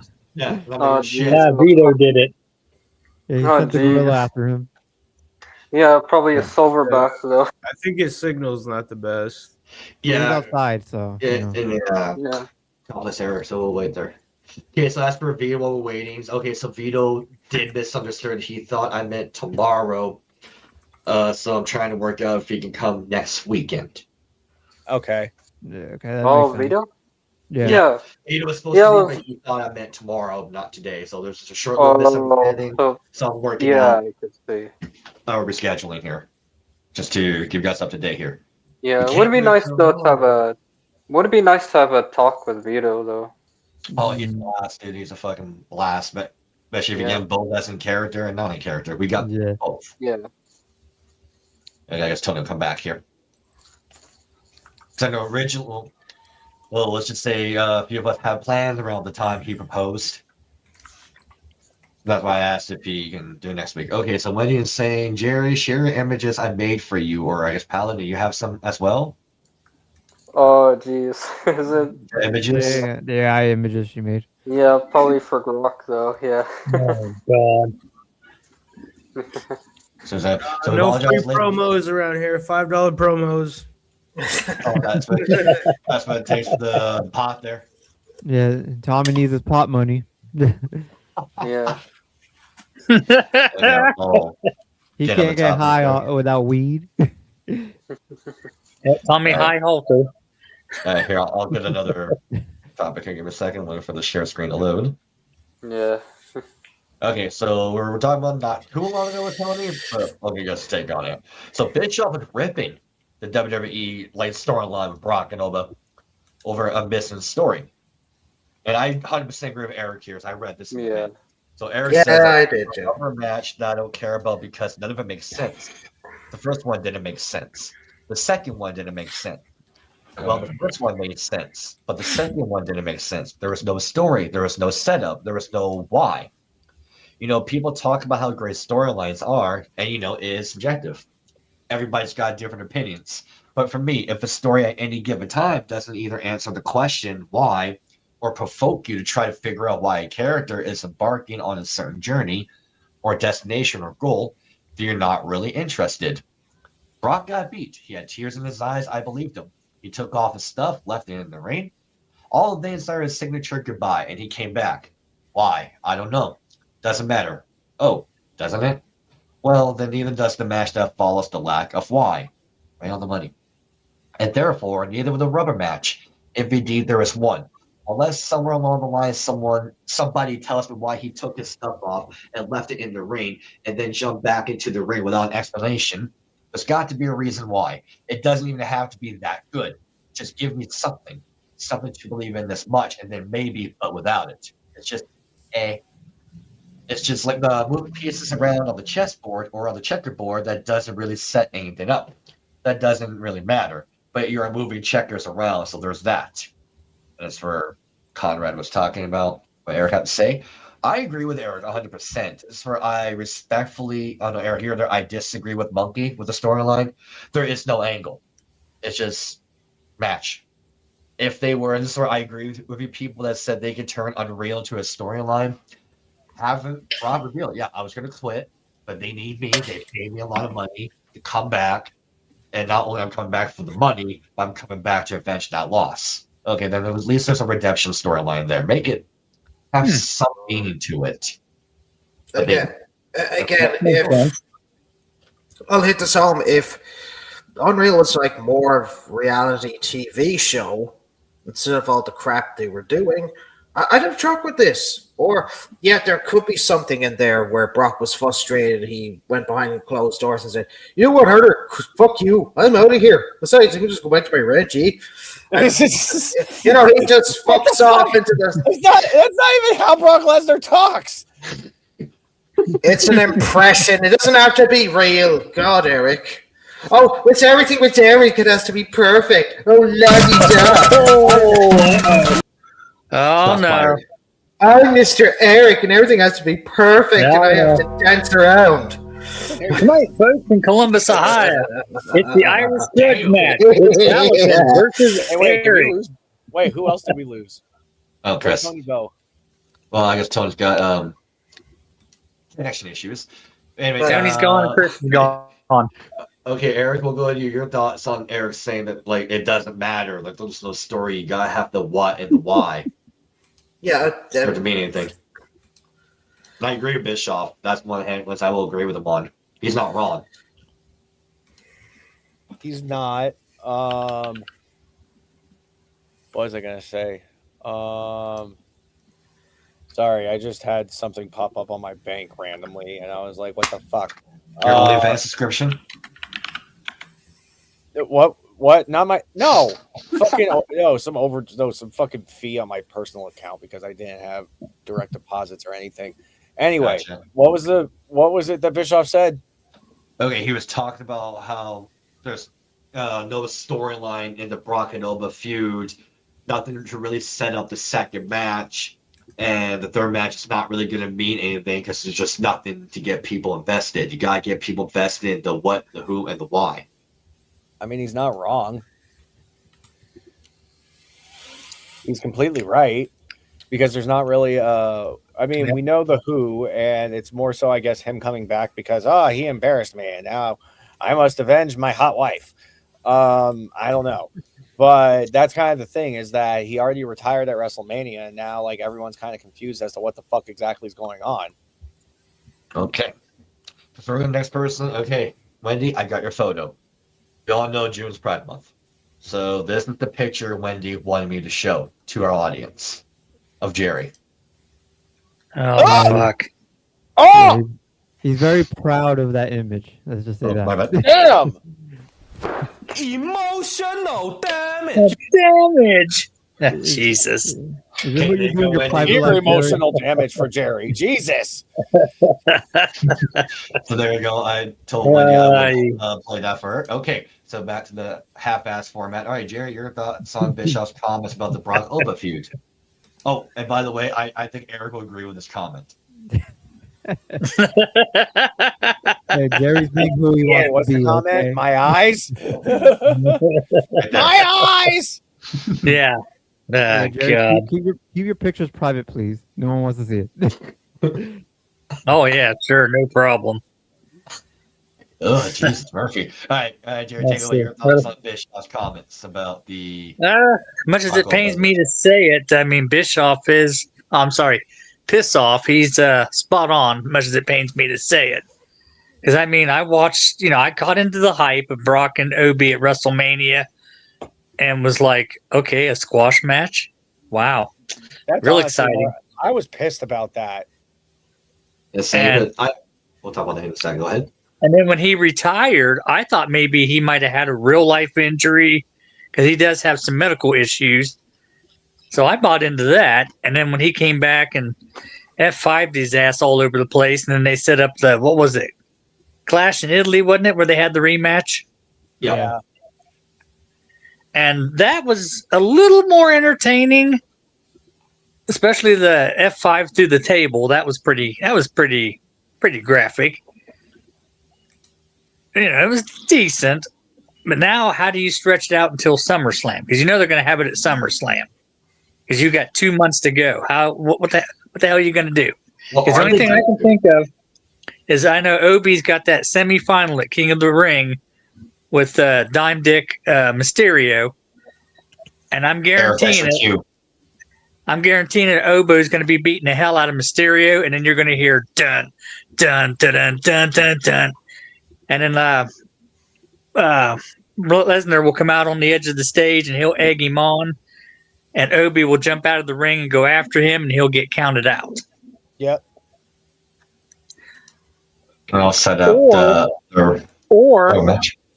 Lesnar will show up out of the crowd and attack Mysterio and get Obi disqualified and cost him the King of the Ring. That's true because I think he's still in it as of now, right? Yeah, Obi's in it. He's got a semifinal match with the dime-sized Dick Mysterio. So, well, speaking of dime-sized Dick Mysterio, Wendy feels a little bad. She feels guilty of doing that picture, so I have to present this one instead. Oh God, is that better? No one's blinding their eyes. Eric, is this better for you? My eyes! And that's awesome. Jerry actually looks blind in that picture. It's got a cane. Actually, I do have a cane just like that. Well, I have a regular cane. All right, Hobo, your thoughts on Bischoff's comments about the Brock and Oba angle? Well, I agree. I agree to an extent. I don't really know what they're really feuding about. It just Brock was going after Seth in the beginning of the WrestleMania build-up, and then all of a sudden Oba just came out of nowhere. Really didn't really build up to why he's attacking him, unless they did a promo on it and I missed it, which I probably would have because I don't watch really modern WWE. I just watch the old stuff. Yeah, well, thank you for Jerry for suffering for us. Yeah, the only wrestling I watch now is JCW. Thanks to Brendan, by the way. You're welcome. So I really don't know what's the whole feud about. Like, did they ever talk about it? I don't. Like, I watch modern WWE. I watch JCW Lunacy Thursday. I probably should ask Jerry this question. Did they ever have like a promo at like battle with each other or anything? Just during the contract signings for WrestleMania. Did Oba explain the reason why he's going after Brock? He never really said. He just. Yeah, this is not thought out of all he wants. All he admitted, he just wants the best competition, and he was just like, I expect more out of Lesnar. Well, he got it, and now we're going to have this third matchup, and here's the key: who are they going to allow to win? Is Lesnar willing to take an L in his hometown in the second biggest event in WWE, calendar year? Yeah, this is not built up probably. Yeah. Way. They're damned when they do, and they're damned when they don't. Like Oba, in my opinion, he's cooled off. They cooled him off already. They dropped the ball. Yeah. Like it's big time. People game behind him. He squashes Brock Lesnar. Yeah. This is where Bischoff has said this, and I always agree with him. You gotta strike when the iron's hot. Look what he did with Goldberg. The iron was hot. Yeah. Just have him destroy everybody and stuff. Don't have him lose to Brock Lesnar so soon. That's why I feel like they already killed him. Or I would say quite killed him, but they're on their way. They cooled him off. Oh yeah, big time. In my opinion. And there's another issue is they also overdid the finisher too much with Brock Lesnar with the 7 F5s. Yeah, 7 F5s, including one to a table. You're making Oba a little too strong right there. Well, I think it kills the F5 because it should take one. Like if this F5, shit were real, I'm a Boral Club event, sir. If this shit were real, one and you're done. Maybe two. And then when you're killing move. Like when Cody did that fucking cage match with Solis Sikoa, if you guys remember last year, he did 5 crossroads. 5 in one match. He put one guy down. I'm sorry, that kills the move. Like I can see, especially when a guy was Solis Sikoa of all people. Maybe even 3 if you're an evenly matched opponent. If it's spaced out. Like Undertaker Kane, WrestleMania 14. If they, that's where I agree with Justin 100%. We all can spam your finisher, automatically kills it. Yes. Mm-hmm. Yeah. It does. In a heartbeat here. The finishing move should be the most dangerous move in your arsenal. It should always be like, and then when, it should always be a guaranteed 1, 2, 3. Not all the time, but guaranteed, mostly. Yeah. See, another case in point, when Lesnar put the, what do you call that, the Kimura lock on him? Yeah. And Obi actually powered out of it and turned it into a bear hug. Well, here was Lesnar's look. And I'm like, yep, there we go. Now you're killing him off at the same time. Well, again, when they were at WrestleMania, obviously, I talked about this in the podcast, should have been 15 minutes of a good fight. Yeah. Always really on top of them, okay? And the next thing that happens is, out of nowhere, Brock Lesnar hits his F5. He is completely exhausted from hitting it because he had to expend so much energy. He literally collapses on Obafemi, gets the 3 count. But he's still making Oba look strong because, Oba gave him everything he had, and he had to use just a desperation F5 to win. Yeah. So then by match number 2, you could say that Oba has learned from his mistakes, is to not let up. Yeah, he's starting to counter more of his moves. Yeah, he's starting to understand how Lesnar attacks, how Lesnar likes to ensure that he's in his comfort zone. And so Oba, for this match in Clash in Italy, he is more prepared. He is ready. And then this is how he's going to get the win. He'll kind of reverse the momentum on Brock, and then he'll hit his fall from grace finisher 1, 2, 3. And then it's like it's kind of like he's standing over him, and then he just goes, "Now we're even." And then he could just come out the next night in Raw and say, "I'll see you down the road," which could give a hint that I'll see you at SummerSlam. It's gonna be SummerSlam.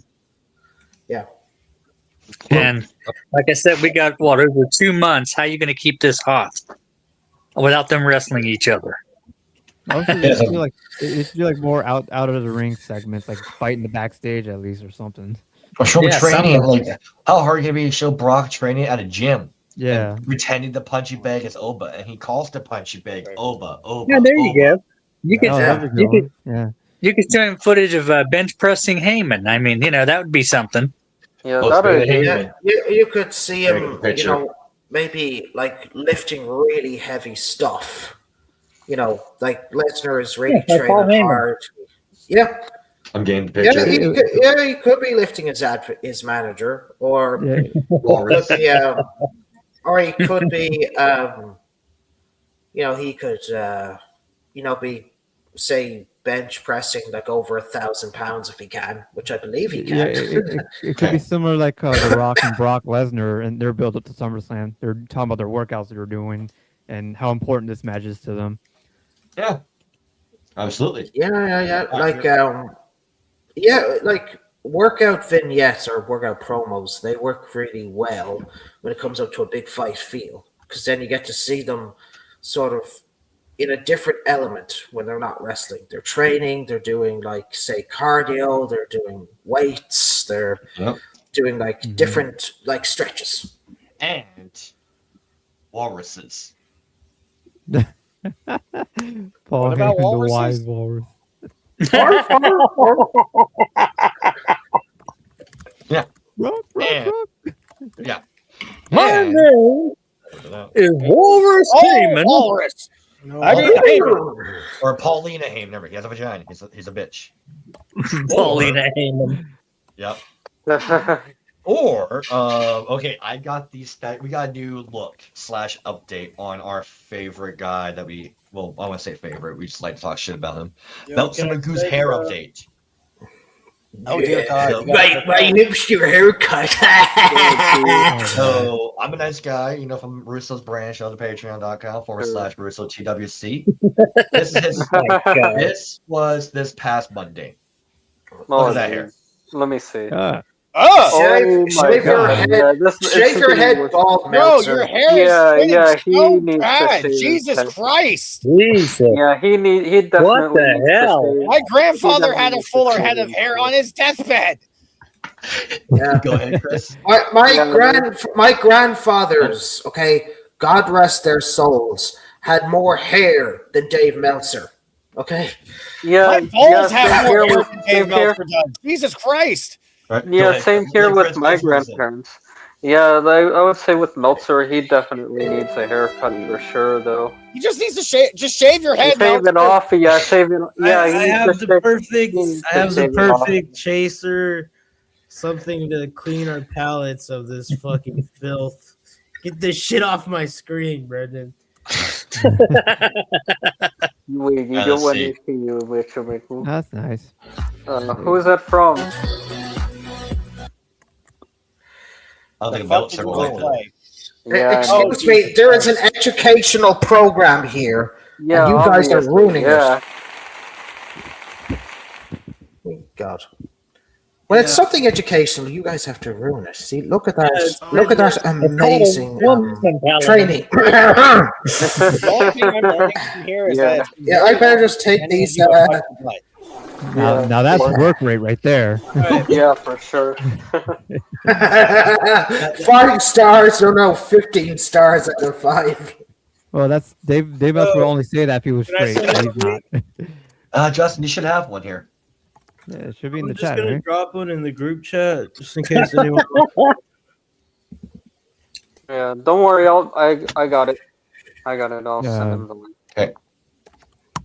Is Justin outside, by the way? Justin wants to join. Oh, okay, I'm straight. Yeah, you should have an invite there, Justin. Okay, I'll get the next one here. But yeah, that is Meltzer's current hair. Oh, let me. Oh, stage here. Oh, yo, JT, what up? Hey, Justin. How's it going? Good, my friend. Hello, my Justin! most trusted knight. Happy birthday, Brendan. Thank you. Yeah, happy birthday, Brendan. Thank you. Justin, I'm sure I got my birthday. My folks got me. Yeah. Nice. JC Dub. JC Dub. Yeah. Your lordship does request that you be careful with your sword, JT. I'll get the next. So, of course, my most trusted knight is, of course. Okay. So this is the last one I have here for topics here. All right. I don't walrus. Bro! Okay. The blacksmith. So my boss, my friend, calls out WWE creative over lack of accountability for ratings decline.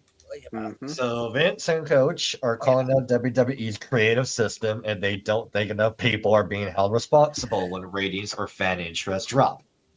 While speaking on the Coach and Bro show, Coachman asked whether WWE creative is directly affecting the ratings right now. Russo didn't hesitate and said the answer is obvious based on the feedback he gets every day. So this is what Coach had to say. They have nothing to do with creative. These young kids that they bring in, or you have a Brian Lawrence who left with The Rock to run his company, all the meat and potato guys like Michael Hayes, the Bruce Pritchards, the Ed Koskis, they're still there. Coach also brought up Road Dogg, suggesting he may have become the scapegoat while others avoided blame. Yeah. He questioned whether Road Dogg was let go because he pushed back on creative decisions, which he did. Unreal. Yeah.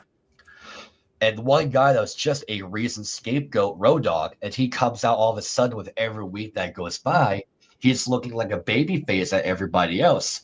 Did he get let go because he was the one that was pushing back on creative? It looks that way to me. The Vince dive there. Now he's talking about when him and Vince McMahon started to work together. I told Vince that if I do not increase your numbers, I expect to be fired. It's that simple. This is my job. This is what you're telling me I need to do. If you don't accomplish that, you need to get rid of me and go on to the next person. They have not gone to the next person since I left there. You got to remember, I left there in 1999, and that's when Stephanie moved in with Triple H. When I left, that's when they moved in. So we've been talking about this one-trick pony for 27 years now. And I know we all talked about this before. It does come to the point where you need new blood to come in and mix it up with fresh ideas, and they can maybe look at things different and outside the bubble. Yeah, I know. That's definitely for sure. Like hell though, like even us though, we could take like a stab though at creative though in WWE. All right. Oh, I definitely hear me out. Hear me out. We put Obafemi in a match against Gator. Yes, we get Fader against a gator. Like an alligator. Alligator. Yes, like an alligator. Yeah. Okay. That'll definitely bring views. That's for sure. It'd be interesting to see how Obo will survive. Yeah, nothing is as more defeated, baby, than the NWA World Heavyweight Championship, baby. I kind of want to see wristwatches, baby. I kind of want to see Oba do the fall from grace to an alligator. That'd be kind of funny. And give Oba his wristwatch. Yeah, he's not gonna have your wrist, Justin. The alligator ate his wrist. Go ahead, Paladin. I would actually love to see Obafemi and a kangaroo fight. Now, this is what. Well, now a red kangaroo in Australia They can grow up to 10 feet long, 10 feet in height, and they can weigh up to 200 pounds. They're like bodybuilders. When you see them flex, they look like fucking bodybuilders. It's like they just went into an Outback gym and they got ripped instantly. But the most unique thing they do, right, is during mating season, they actually box each other. They will literally start hopping up and they literally just take jabs at each other until one of them gives up and says, you can have the female. Yeah, like I'm out. Peace. Now, but here's the most psychotic thing they do, right? So when the kangaroo is being chased by a predator, it goes into a large body of water. So when the predator decides to go after the kangaroo will use its bulky weight to drown it, to drown its predator. So it's like you have just committed first-degree murder. You have just turned the tables on something that wanted to eat you. Well, you see, Palladian, in the wildlife world, there is no such thing as law. Survival of the fittest. It's survival of the fittest. Of course, I'm just over exaggerating, but on top of that, the kangaroo can move up to 70 kilometers an hour. That is feckin' fast. That is very fun. Well, where did Tony go? I wanted to ask him to fight a kangaroo. I love that. That's awesome. Tough kangaroo. Keep that one again. Okay, I'm telling you, it's because you asked you asked how many it would take to fight a gorilla, and then the gorilla overheard you, and now it's pissed, and now he's fighting a fucking gorilla. Yeah, then I'm gonna get called a Vince like, bro, where's my too tough Tony draw? And I'm against so much. Are you shit. sure it's not Mickey Knuckles? Oh no, that's Vito. That's Vito. Yeah, no, that's for Vito. Yeah, not for Tony. Oh, okay. Okay, so now, Eric, speaking of first-degree murder, okay, two things. Okay, so what would it sound like? Because it's my birthday, I'm pulling the birthday card on this. What would it sound like if Dominic Mysterio was trying to fight a kangaroo? Oh, God. I don't even know. Well, Hey, you get away, you little bastard! You will not take my chicken nuggets, or you won't have a boxing match. Let's make it toy gloves on. I'll go to you, Lucky Balboa. You take that. Oh no! Oh my face! My beautiful face! Oh, my tongue get chicken nuggets. That's what padded cell for Paladin. That was good. I asked Eric, I'm a big fan of his Dominic impression. It always pops the voice Tony again. So take it away. How about him trying to talk to a kangaroo that stole his chicken fingers? Hey, listen here, you kangaroo. Those are my chicken tendies. They were given to me by my wife. They were given to me by waifu. You give them back to me. Oh, no.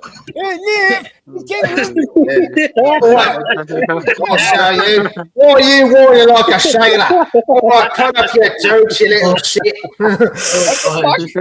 You kangaroo can talk? Yeah, of course I can talk, mate. This is Australia. Anything can happen. I mean, besides our horses wildlife. Yeah, you're saying it all. I get my chicken tendies back, though? Oh jeez! If it were like, I would say if it were something like Kangaroo Jack, though, then I would probably believe that movie Kangaroo Jack. It's underrated. Yeah. All right, I got a mini game for my impromptu topic here, and Tommy, let's start with you. Give me your best Dave Meltzer impression. Ooh, you see, Video Maker is the best wrestler in the world, and he and I like to do like butthole cleaning type matches. Yeah, 5 freaking stars, no, 10 stars. We even shove our swords up our anuses, and it feels so good. Dang! I like to hear you. Yeah, big. Yeah, come on, kitty, dude. Let's have some fun. Let's have some fun here. Yeah, we're gonna have a bubble fun. Let's have a pajama party with pillow fights. Y'all got it, bro. Y'all got it, bro. Yeah, that's right. We're gonna have a pajama party. We're gonna watch Dynamite. Tony, how you doing? Tony Butty, though. Okay, no, it's what it looks like. Butty, why you have 2 naked men in your bedroom there, Butty? Why the hell does he have a Minecraft store in this house? We're just playing Minecraft, Dad. We're just playing Minecraft, Dad. It's not gay. That's it, don't either. I'm cutting fun. But you have to make a bed in your room. You go and run Shaheen walks in and they start toxic fight. Tony tells us, dude. It's not good. It's not good. Once you start fighting, I have work rate. My penis has got better work rate than Dave. Work rate. Sword fight. It's like, for some reason, Cody Rhodes is there in the cut chair watching. Listen here, Buster Brown. This is what I want to talk about, big boy. Ooh, I want to join in. I want to join in. Wait, the hell? Yeah, they did you this Batman over there, bro. I want to come in and eat some chicken fingers and join in the sword fight in there, dude. And I'll show him a book dates. I don't know. Now maybe Cody's wife would like to ride in the presidential limo. I got some Cubans. I am Monica Lewinsky. Now come on, Bill. Though, like leave these two gentlemen right to the. Yeah, and just trying to do like an impression of George Bush though. Oh shit! I can't even spell that. We have 1,000 points of life. Mission accomplished here. Mission accomplished. Oh, I forget which George. Yeah, after all, I'm George Sr. And what I have going on is a great plan to help this country do good. Okay. And I promise no new taxes. All right. So now, speaking of taxes, you're a damn liar, Bush. Remember the Crime Time segment with George Bush, 807 on Raw? All right. Speaking of taxes here, when I say the word Santa work, what do you guys think happens? Santa work. We'll find out. Santa. No clue. So, Jeff, what are we looking at here? Well, let me. Is a prime example of athleticism at its peak as far as performance in the ring in regards to Santa, who looks like a mall Santa who escaped and went on a binge and is drunk while he's in the ring. So, all right, so this would be Santa work. Santa work, lots of Santa work. Okay, for the holidays. Okay, and this is work rate. Here we go. Watch how light he is on his feet. Oh. Oh my God. He's a blaze. Oh no. It's literally a red and white blur. Here it comes. Ready? Oh God. He's close look. Oh, and he just picks up more momentum as he goes. He's struggling right now. Yeah. Listen to the audience. What happened to Monkey? I mean, damn. He's got a hole in his stocking. He is struggling hard right now. Hard times. Yep. Jeez, bro. This is the hard times Dusty mentioned. Get ready. Look at this outlet. This is the finish. There's a pane of glass behind it. Oh. I didn't see the glass. I didn't see the glass. Oh, look at those stripes. Oh, jeez. I swear to God, bro, I would have been worried that dude would have had a heart attack in the ring. Well, Santa looked like he just drunkenly fell into the glass at the end there. So. Oh my God! All right, the next one's got to be better, Jeff. What do we got? This next one is refrigerator work. Okay. What is that? So as you can see, they have a refrigerator in the ring. This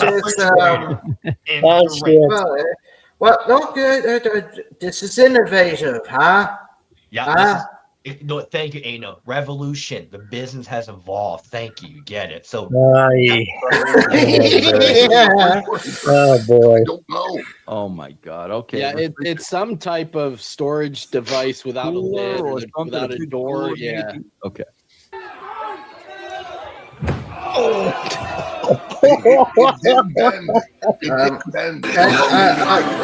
Just reverse that again. Let me just see that again. Well, you know, that's going to be the trend going into 2024, bro. I guarantee you. They're going to just start going to the junkyard, Al. Like, seriously, they're going to bring wheelbarrows to the junkyard and just start loading up. That's what we're going to see. Bro, that's what. Al, how do you find a clip like that? Lucky, I guess. I don't know. Lucky, I guess. All right, go ahead, Jeff. Mickey Knuckles.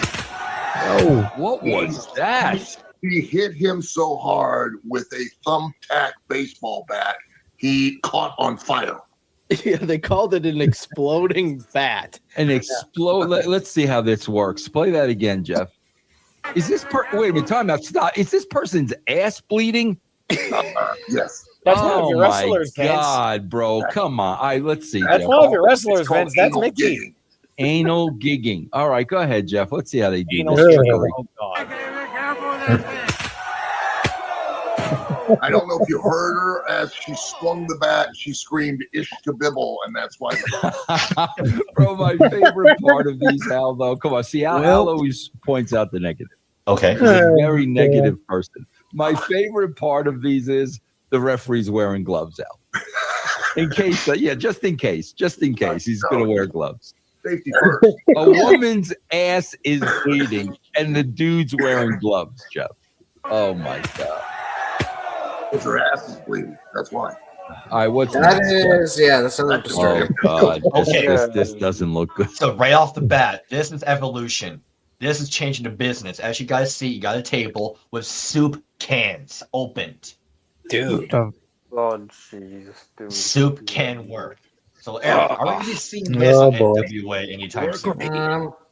Is that the Campbell's variety? Hopefully. Yes. If it's North soup, I will don't mind. See, this is revolution. The business is Yes, it is. changing. It's booming. It's booming. Tables with soup cans. Now, I don't know. It looks like there's a bunch of open cans. Like No, I think they may open cans or cactuses. They may be cactuses, Al. This may be cactus work. The reason I played this one, okay, is watch the big guy on the second rope. Watch his leg as it starts to shake. It's either from fear or complete exhaustion holding his fat ass up there. So Jeff, this may be open can work. It looks like. Could be. You know, nothing. All right, so watch the leg. Watch the leg. Watch it. It's shaking. Trembling. And Go. They fucked it up. the guy broke the table with the open can with his own foot. Bro, hold on. We got to go. I got to see how they managed to do this because it went by too quickly. Go ahead. All right, so here we go. So he's going to go out with his foot first. I got you. Sunset flip. There it is. Oh my God. They fucked the spot up. And even listen to the audience. But at least the guy didn't kick out. You know what I mean? at least the guy didn't kick out. All right, what's next, Jeff? Hey, what's next? I forgot. This ridiculousness. Uh-oh. Fucking check. So fast. That's exactly it. This goes by so fast. I don't even know what I saw. I go back, I'm gonna Jeff. try to get a freeze frame on it. It looks like some type of wooden I don't know, bed, like maybe a bunk bed type. Yeah, a bunk bed with the fluorescent tubes across it. That's exactly what it is. Bunk bed work. I'm telling you, if I go to Lowe's today and they're out of light tubes, I'm going to be pissed. There might have even been a glass pane in there too. I don't know. And not only that, again, bro, look how close the crowd is to that. I know. Oh my God, bro. And it didn't even look like he did it on anybody. It looks like he just did it. You know what I mean? There's nobody in it. No opponent in there. Nothing. All right, what's next, Jeff? All right. Oh, we got some. Dude, we got some big meat in here, bro. Stop it for a second. Stop. I want you to know, okay? One of the most protected moves in all of wrestling has been the 3D by the Dudleys, is it not? I mean, nobody's ever come down to it. It's a great move, and it looks devastating. But let me tell you something. I don't think the Dudleys have anything on this one. Okay, nothing. Be prepared. Oh my God. Okay.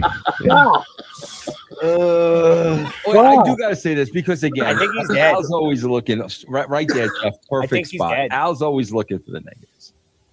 Al, at least they drew a hot chickadee to the show. Right? Wall there.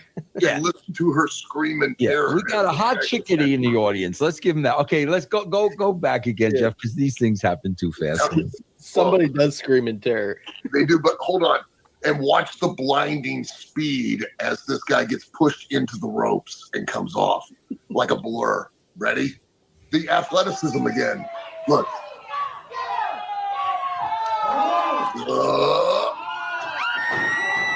Oh God, I could feel that on my freaking neck, man. Holy shit. Hey, but hey, all you need to do is just be a big guy and you can be a professional wrestler. Come on. Someone's got their neck broken and someone's ass landed on someone's face. You know they rehearsed this all day. You know they did. In their heads, they did. They saw this and they were like, here's their my heads chance. I love how Al said in their heads they did. That's true. They probably did rehearse in their heads. Well, he landed on their head at least. Oh, yeah. That's one way to use your head. Right. From the show that they ran 6 months ago, that now they're ready to play out a moment just like they do on Raw. And we're going to do what our favorite tag team does, the 3D. Oh God, that The head, new man. Dudley Boy, man.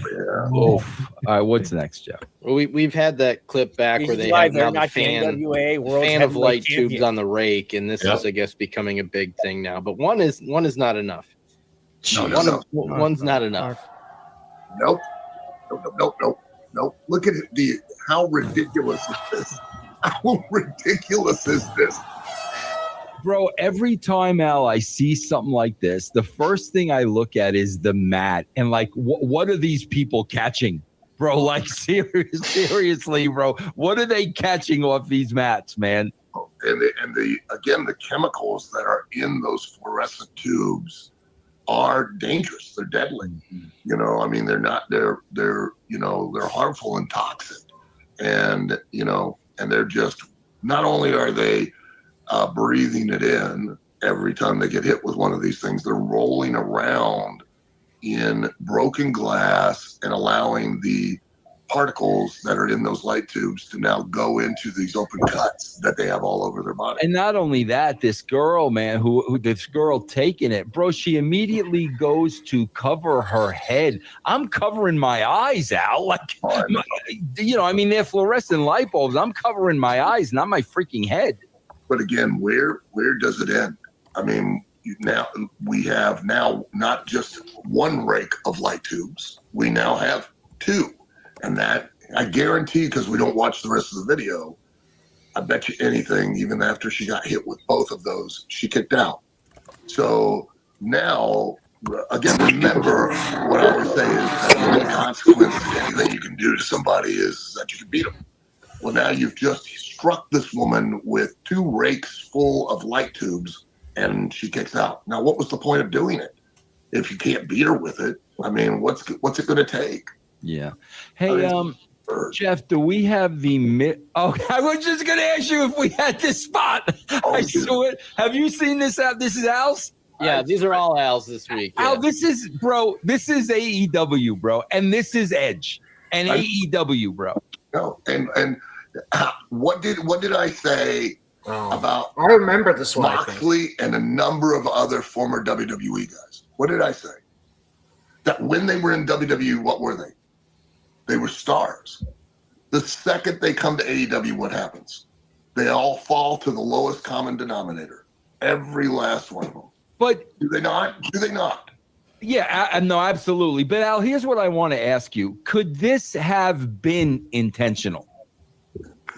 That he intentionally missed the flaming table? No. Yes. No. Okay, let's play it, Jeff. No. Oh yeah, I remember that. Yeah.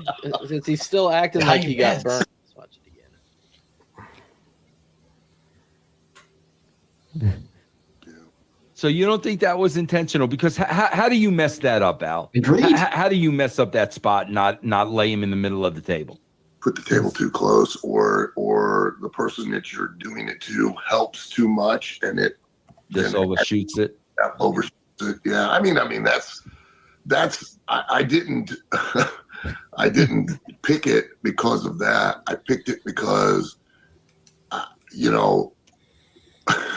they set the table on fire. I mean, what? Oh my God! I mean, what's wrong with just bumping the guy through the table? Now we got to set the thing on fire as well. I mean, Did you say make fire? This clip unfortunately starts like 5 seconds too late. I don't know what the hell's going on here. Okay.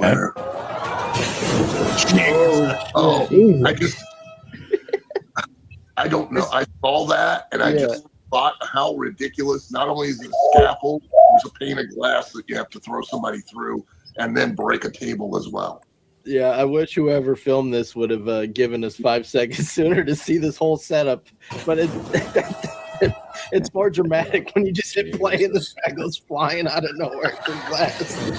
Oh God, that is just insanity. Like, are you doing this just so the people go, "Oh, like, is that why you're doing this?"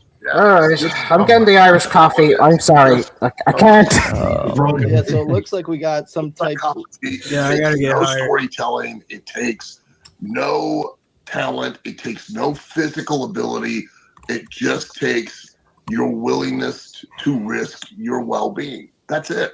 That's all it takes. What's next? All right, this is stupid. Oh no! Oh no! Oh God! Wait, you gotta be brain sake. dead, Wait, bro. I kind of have You've a boner. got to be absolutely brain dead, Al. I missed it. And look, this. No! Oh. All right, who wants to go for this one? I'll go. Right. Too much. Got sick here. Okay. To all the people in Japan, how do you find this acceptable? I mean, when I saw it's like usually when I think of Japan, they're very respectable, honorable. They have very good morals and values in Japan, but this, I ain't it. I mean, how, bro? I know. I know. I've heard of Japanese death matches. But like the old ones were, okay, they were cool to watch. I'm just fucking with you, bro. Yeah, yeah, it's okay. All I gotta add to that is this isn't my proudest fap.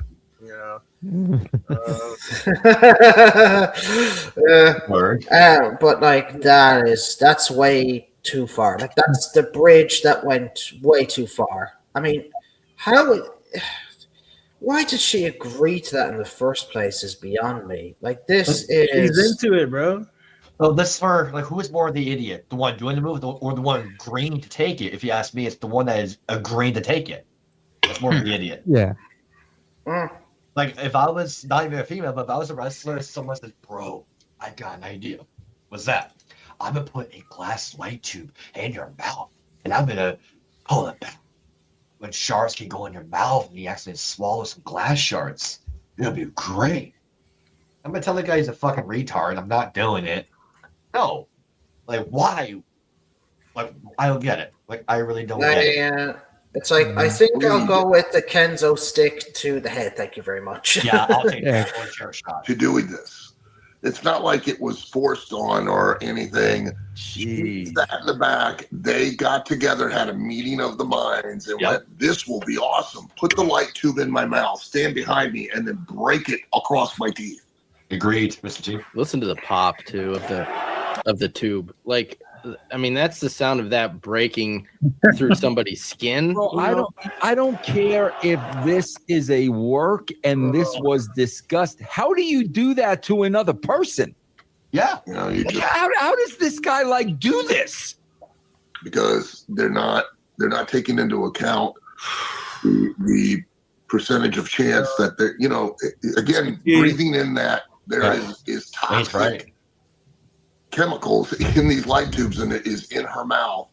When they break that, do you not think she inhaled every bit of that when, Can you imagine, Al, can you imagine she's vomiting the next 3 days straight?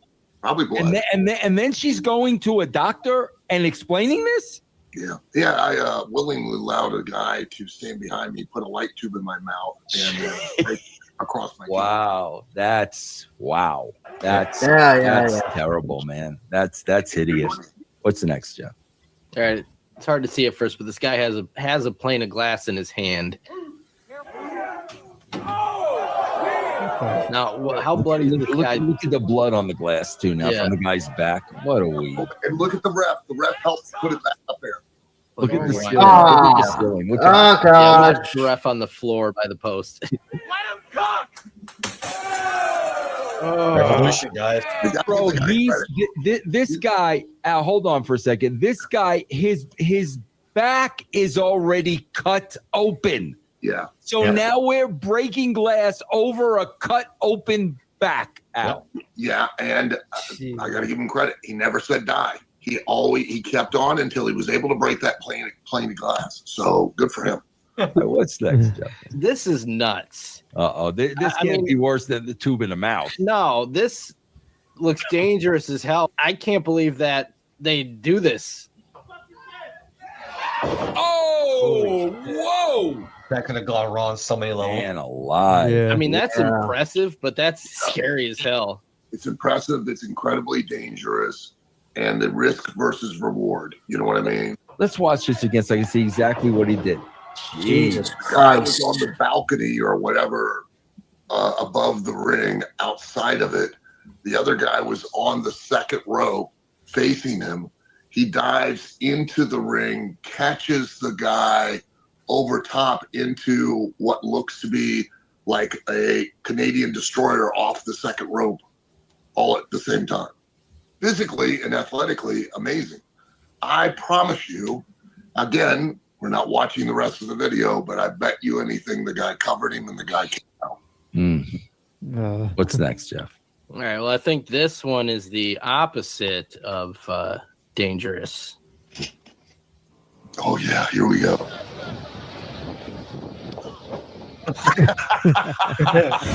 What the hell? Oh, God. Her kick so strong, the air knocked her out. Lines up the pitch, right? She's like a pitcher on the mound. She's lining up the pitch. She launches the ball, and it's still a strike. Look at the distance. Look at the distance. Oh my God. She sells it. And nothing. Another girl. It was like the invisible shot. It's like invisible kick attack. She passed out from the incredible work rate. Yeah. That's fine. It's like if you like being with the invisible punch or something. She did block it. Yeah, basically. The second girl kind of did block it. Play it back, Jeff, because like you see again, Al's very negative with these. She does block it. Watch. Yeah, I don't know where she blocked. Yeah, right here, there, boom. Yeah, about a foot off. She tried to grab the foot in midair. They were at least 3 feet apart. My God. Oh, I'm gonna go to this chick's wrestling school. I watch next show. At least they didn't use light tubes. Yeah. All right, what do we got? All I got my note is ladder, so I can't remember what this one is. Oh boy, ladder work. Oh, this was NWA. Oh shit! Wait, hold on. Let's see that again. Oh, ow! No! Caught on the ladder? No. What happens here? They're trying. What he's trying to do is that move. Slingshot him off the rope. No, he's trying to pick him up into the vertical suplex, turn him and onto his back as he sits out with him off the ladder. It's like a Falcon Arrow. That's what he was attempting to do. Look, you can see where he's going to try to now turn his opponent's hips outwards. Mm-hmm. But they're already, wait, go back, Jeff, because Al, they're already effed because of where the guy's foot is immediately, right? Play that again, Jeff, and freeze it with his foot. Yeah. When he comes off. Yeah, I mean, he wow, his foot slipped from the get-go.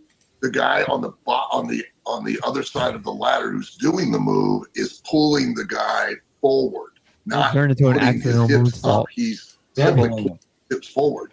Yeah, and that's why it didn't work. Wow. Yeah, and he ended up on the bottom here because the guy that's supposed to be taking the move lands on the rope, and the guy that's supposed to be giving the move ends up just falling. Yeah.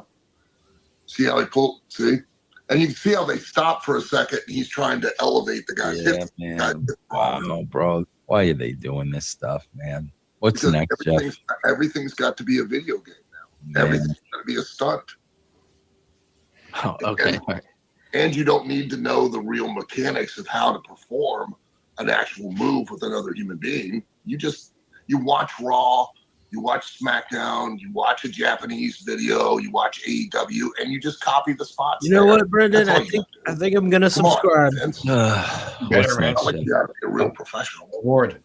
All right. Well, the light tube fans are out already. We're done, Vince. We're moving on. All right. Oh, Now we Now, got light tube swords. yes, Huh? I don't remember this. be prepared. Jesus. What the frig, bro? Okay, who wants this one? Light tube sword work. What are they thinking here? Did anyone like? Where did their brains go? I think they must have. We're great. They must have had the most craziest lobotomy in the world if they were actually thinking of doing this. Like Light literally. tube sword. All the glass, the mercury, and They're so desperate for short-term attention. They don't think of the Jeez. long-term consequences. Oh, No, give it to me. Yeah. Give it to me so I could hit you over the head with it. Oh my God. Look at this contraption. This is supposed to be some type of sword. Looks like the Statue of Liberty. Jeez. Look at me, guys! I don't walk away. This is the budget for light tube sword. And again, it literally in the people. Right in the audience. Literally in the people. Yeah. I can't understand, Vince, why, you know, a small independent company is going to struggle trying to find venues to run and operate in when, you know, people come in there and run classy entertainment like this. I can't see why the venue wouldn't ever want to, you know, rent to another wrestling show again. Vince, you might not like this. Okay, thank you. Thanks, Jeff. Thank you. So we got if you guys are on audio, we're gonna get a syringe through a nose Oh, here. okay. Oh no. Oh, fuck off. No. And then he squirts it. He squirts it out. You know, who knows how far that went. And if I'm going to take my kids to a wrestling show, I want that to happen right in front of them, and then him squirt it out, and it might possibly strike my child. Is it done? Not yet. Al, like I look at can't this even look at referee's it. face. What is the phony face that we get a lot these days? Like it's just like a phony. Oh my God, Al. reaction. Jeff, take it down for a second. So I Just can look look at it out. just look at the top half of the screen. Don't look at the bottom. Al, The future of Jeff, wrestling, take people. this off. I want to look at that guy's face up. You have to go to the 3 boxes to get rid of it. I can't get rid of it. Al, please tell me they don't do this at OVW. No, they don't. I think this completely kills the light tubes going forward. I don't know how anybody can use a light tube after this. It's a car windshield, it looked like. No?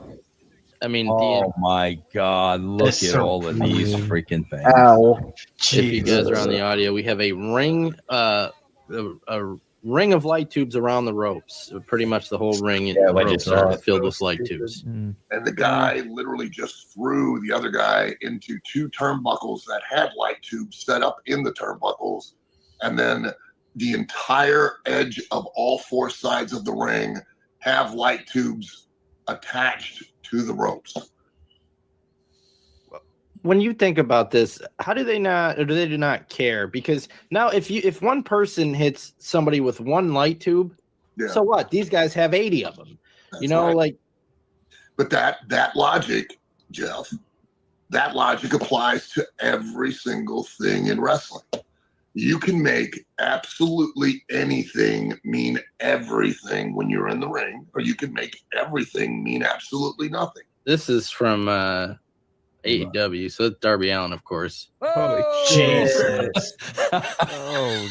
What the hell? Go back to Could've this. broke me. Whoa.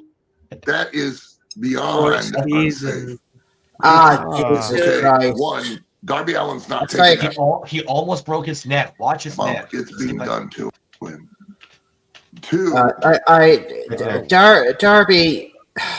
I keep Why? saying, like, I honestly think that Darby Allin is in the Exactly. crosshairs. Is in the crosshairs of a death. Watch Like, his head. I warned people. I warned people about this. We already had one wrestler that died 56. That's one. Yeah. I think my prediction came true. I hate being the cynical guy. I hate being Mr. Cynical, but it's like I told you so. And I guarantee you, if it was Darby Allin next, I get another I told you so.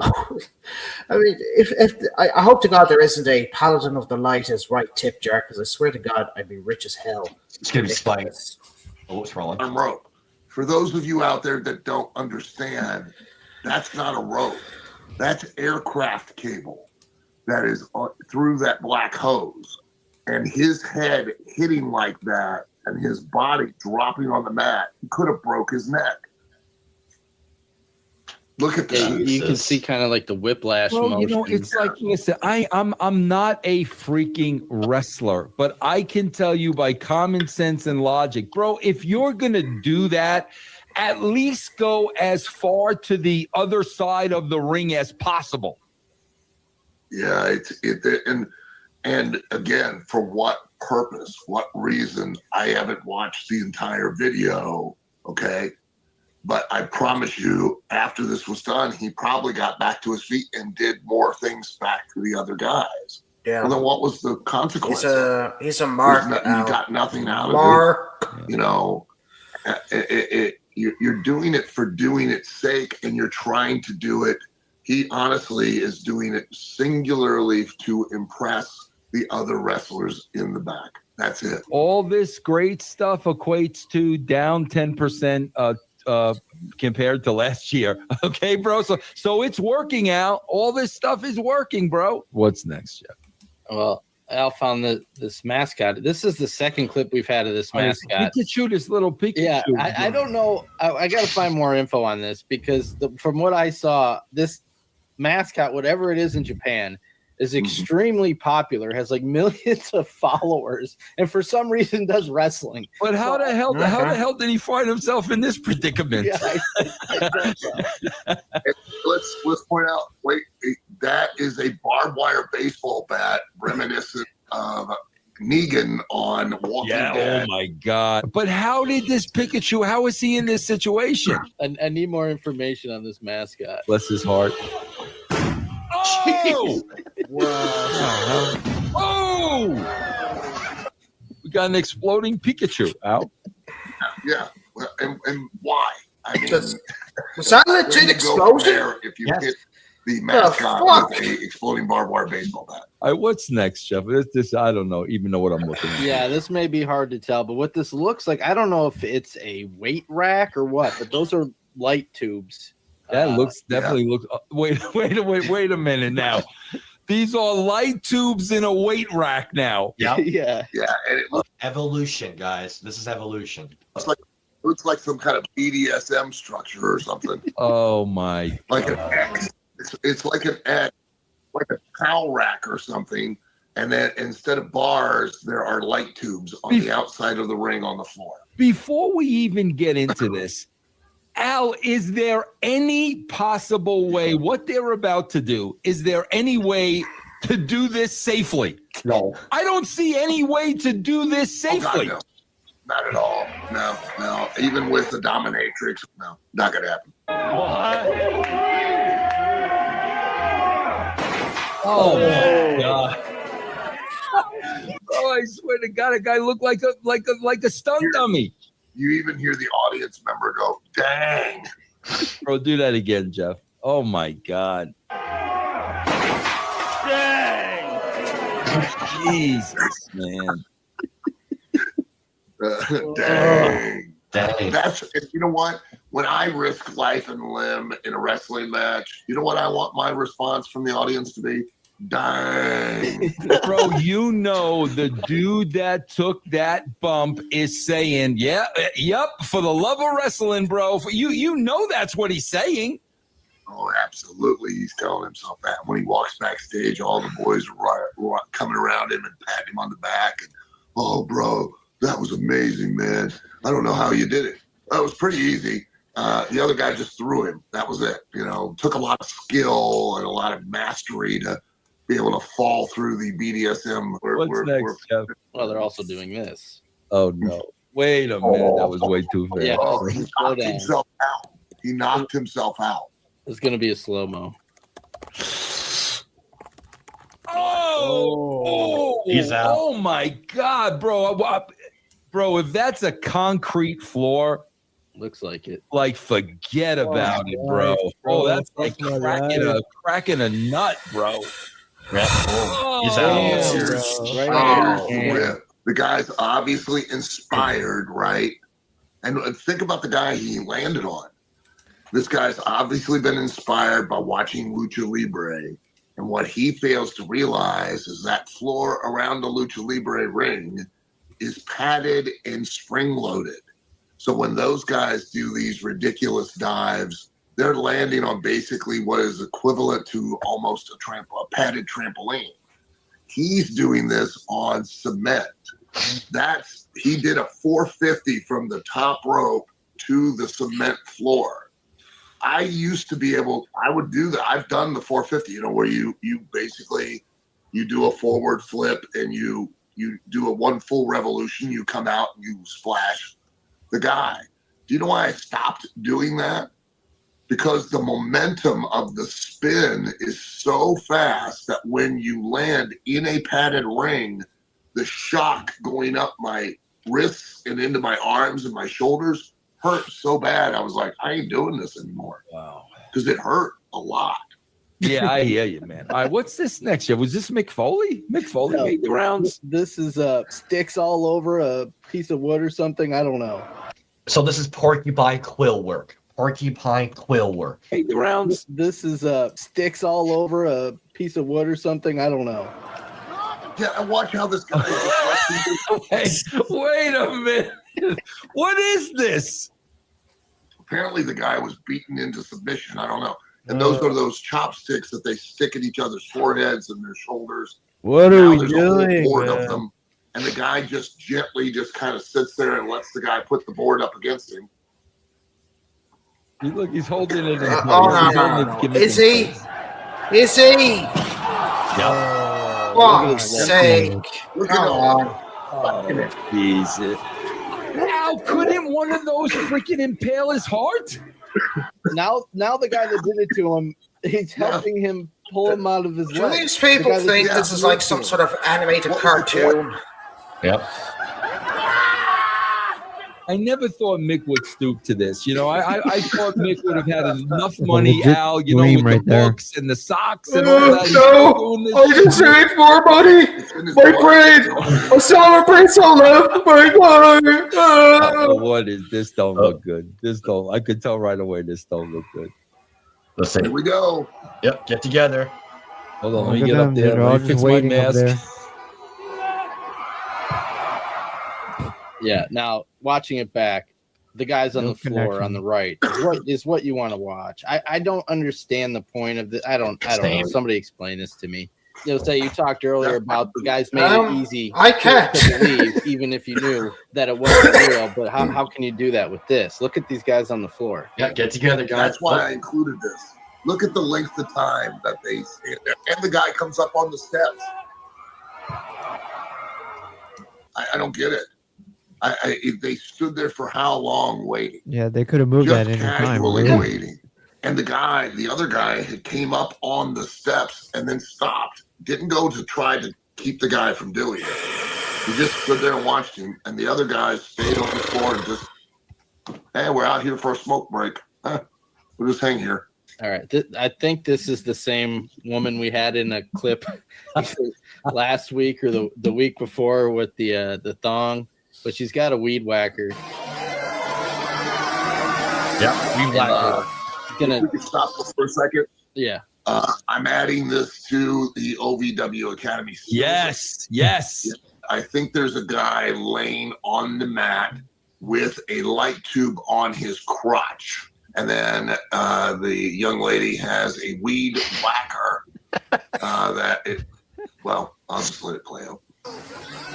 Yeah, there's not a light tube yet. He puts it on her coming up. Look at all that freaking blood, man. Look at that blood, bro. That's all over her ass.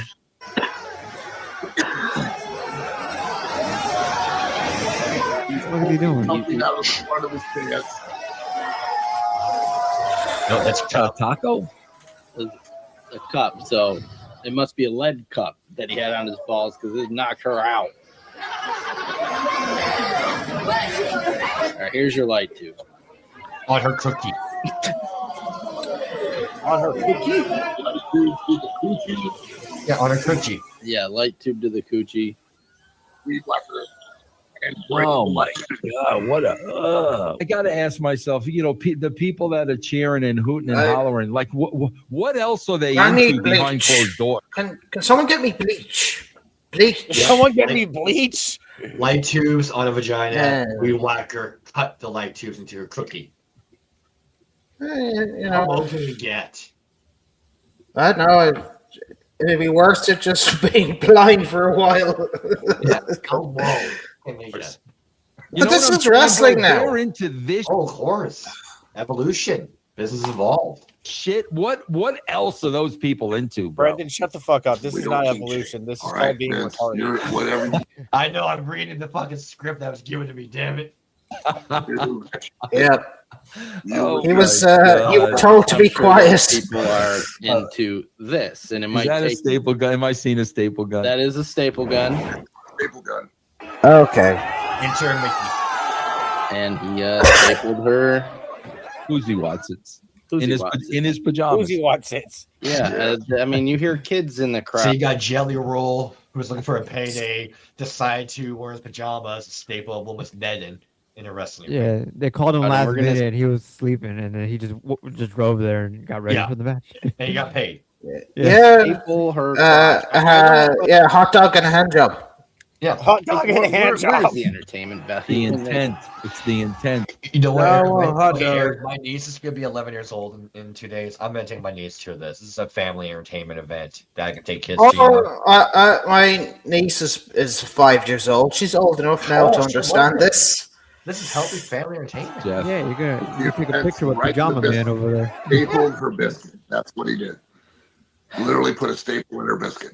Yeah, that guy's a What's superstar, this? Pajama Man. You know what's funny, Al? Because now, this is what, bro. If you listen to this show, Al's freaking Nostradamus. Because what are we seeing here, Al? We're seeing these cans again. Remember, we just saw these cans. Now these cans are a thing. This is the second time we've seen the open cans, bro. They're not used in this clip. I didn't notice that. This must be Yeah, from that look, same match. The soup cans. And Al, can I ask you a question? Can I just ask you a question? Why do we have to have the whole can? Could we just not completely cut it and use the top to slice the guy to bits? Do we need the whole can, bro? You need the whole can. Yeah. Oh, And the my audience. God. Come on, you gotta have stand. So it might be hard to see, but he's got a fistful of bamboo sticks. Or what are Oh, those? I hate this spot, man. I can't stand this spot, bro. Like boom, right in the back of his head. You're gonna see it. What an idiot. And then this cracks me up because they really do. He really sticks these things in this guy's shoulders and heads, and now they do the play fight slapping afterwards. Like, what is going on here? This is scary. Should I not watch this? No. It's not that type of scary. It's what could have happened that makes this scary. So he's got a glass window or plate or something in his hand. Now look at this. Look who's right there. I can't. Oh my God! Look at that. That says it all. Holy shit, bro! But let's Kyle. Oh my break it in God! right where the kids were. Holy shit, bro. How far away would you estimate, Jeff? Maybe 20 feet, 25 feet. Throws a big pane of glass. Oh my God. Ricochets off of the area right where that little girl's head is at. If that glass had shattered, what would have happened to her? That all would have went right in her face. Yeah. I even think it landed on the rail. Yeah, right by her. You could see it bounce off the guardrail. Yeah, if it had shattered, what would have happened to her? Bro, I swear to God, we got to send this clip somewhere, bro. I mean, seriously, that's come on, bro. It's absolutely irresponsible. And, everybody now, because we do these things and they, I've got guys come up and they shit on me, and they, oh, you don't like hardcore wrestling. That's not hardcore wrestling. That's stupid is what that is. And they don't care and they don't understand. I love how he just says that's not hardcore that wrestling. Family that brought that kid are never coming to another independent wrestling show. No matter what 3 letters you put together, if it's not WWE, they're not bringing their family to watch anymore. Their daughter almost had a piece of plate glass shatter right in her face. All because you thought it was cool to throw it 25 feet in the direction of the audience. And I'm wrong. Shame on me, right? For downing this, for having an opinion on it. Because, we're just, it's the same as everything else. No, it's not. It is an escape for all of you that are not serious enough to be able to want to truly hone your skills and do the real art of professional wrestling. This is a way for you to excuse yourself when you have little or no athletic ability, not be in any kind of athletic condition, so that you can then have your fantasy that you're a professional wrestler. And it's absurd because it ruins the business. It hurts attendance. That, like I said, that family, that kid, and God help us if that glass had busted, she got cut. The news stories that could have come out of that. Oh, you're overreacting. Really, am I? All right, what do we got, Jeff? What do we got? Was that last? I thought we had this one before, but if we did, I think we had a similar one, but okay. The angle and allows you to really appreciate the impact of this idiot. Yeah, that cannot be concrete. It cannot. Let me point something out. We always critique this for one reason. Why? The group of guys that stand there on the floor and they just dutifully catch the guy. Well, hey, for once, we got our wish. They all just spread apart. And we're like, screw this. I'm not catching that guy.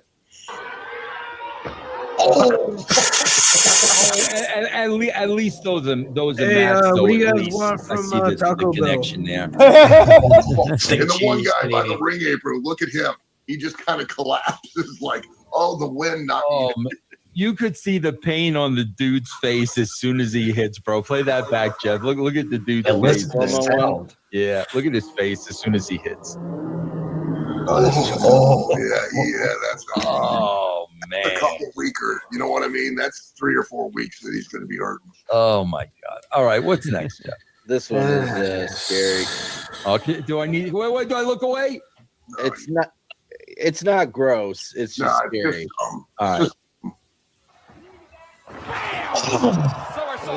What the hell? I didn't even get to see that. Wow.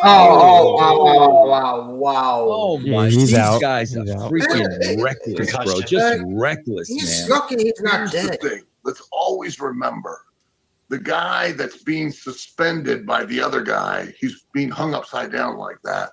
He had a choice. He could have went, nah, I don't think that sounds very good. And he went, sure, let's do it. I mean, what is this guy thinking? Play it through, Jeff. And well, watch. Oh my God, bro! Jeez, that snapped like a twig, bro. Jeez. He's lucky How he's do you not dead. convince another rational human being, hey, I'm going to see a concussion or possible broken literally neck. take away your arms and your legs to where you're hanging upside down at least 2.5 feet away from the mat. This Yeah, guy's he can't going even to hit the protect ropes. himself either. He's going to forward flip and use his leg like a guillotine on the back of your head, and I'm going to drop you face first. You'll be safe. It'll be fine. All right, what's next? Oh, shit. Oh, my God, bro. Right on the top edge of the chair. He broke the man in half. Jesus. It's like right in the kidneys, too. Wait, hold on for a second. I don't understand. Al, was this set up for him to take the spot on that chair that way? Yeah, look at where they're standing in the distance, and there's no other place for him to land but right on the edge of the back of the chair, and it's going to hit him in the lower part of the back, no matter what he does, because they intentionally put themselves in that position to where that's where he's going to hit. He's not the distance isn't proper for the lower part of his back and his hips on the seat of the chair. They're literally in a position to where the hips and the feet go beyond, and his lower back is going to bend in half over the back of the chair. And the body doesn't bend that way. Holy crap. My God, bro. Why? And again, why? There's nobody in the building that can physically feel that in any way. And let's face it, we don't watch the rest of the video, but what do you think happened after that? The match continued. The match continued, and I'm sure the guy probably, if he could function, got more offense. Let's face it, he's probably going to be pissing blood for a week after that. You know what I mean? Yeah, internal injuries. And for what purpose? The only consequence to anything that's done in that ring is that you could beat the person, but yet you're going to do something like that literally breaks the guy in half, and he's going to get more offense. So what was the point in doing it? All right, what's next? Oh, what? I don't even know what that was. I think there's in slow motion. I don't even know what that was. Look. I think that was. Wait a minute. Here's the question. Back up, Jeff. It's the second rope brain buster. Well, wait. Yeah. Al, That's so what what are we he was supposed trying to to do, be and attempting here? It looks like it became a legit neck breaker right there. Right in the corner. Yeah, right in the corner. And then the guy giving the move jumps off and turns his body. And granted, he does have, he protects him because the guy doesn't land on the top of his head. He lands very high up on his shoulders. But with the height and the velocity, the impact on the rest of the guy's spine is insane. This is incredibly irresponsible and incredibly dangerous. And the risk versus the reward, is just insanely imbalanced. What is he trying to do? He's trying to give the guy a second rope brain buster. Where you go to vertically suplex the guy and you drop him straight down and, on the upper part of the back. He does it, but because of the height and the velocity, the impact is it's incredible. Do that again. Let's watch it, Jeff.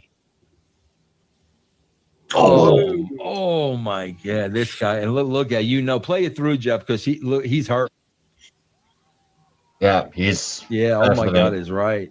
Oh man, oh, he's dead. And for what reason? Again, I'm asking because there are two. Whenever I ask any of the talent in OVW if they've done something in the ring, I always ask, "Why'd you do that? What were you hoping to achieve?"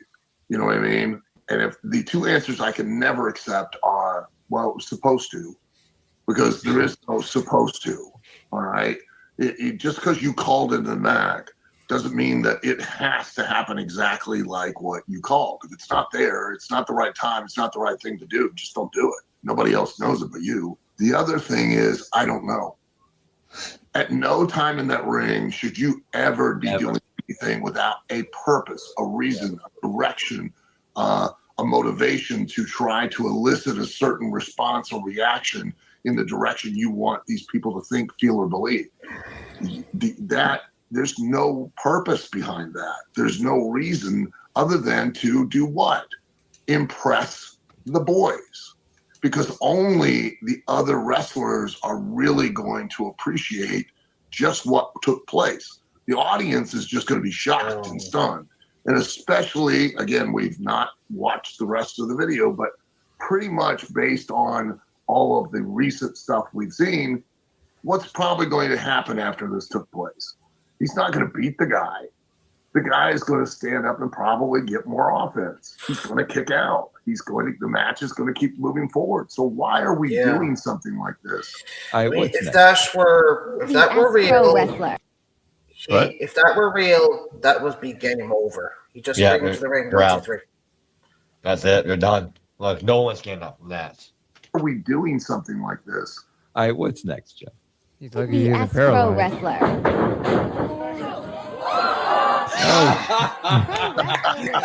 That is great. That is great. I included that because how many times have we talked about these people checking the building for Wait, do that again. Let me see that again. Yeah, That's at least nobody gets hurt here. That might even be a light. Yeah. That might even have been a light. That Okay. is great. Yeah, that was one of the lights. That's one of the greatest things I've ever seen. Okay. Wrestler wins. That was What's some next? lighthearted. That's That's all. tremendous. And they should have just went home because, you just put the ceiling over. I know someone. Oh, I know that's that wrestler's tremendous. paycheck. He's gonna have to pay for that. Oh, yeah. Yeah. Oh, get together. Have we not seen this same balcony before? We may have. We may have I hate- seen this I hate clip when they're before. looking Jeff. up and No, we waiting. have It not pisses seen me this off. clip. but Because we I have. remember, bitches, the go. guy punching Kill 'em. like that. I remember Kill 'em. seeing this, bro. The greatest midgets And hit in the while they're world. staring up at the person who's about to jump. Look at who's about to jump, though. Yeah, move over, Ric Flair. Look at this Hold on. guy. Hold on. Get together. Hold on. Yep, to the Hold left. on. And look at Here's all I've got to say. Okay, that's a little funny. He fell a little bit short. Let's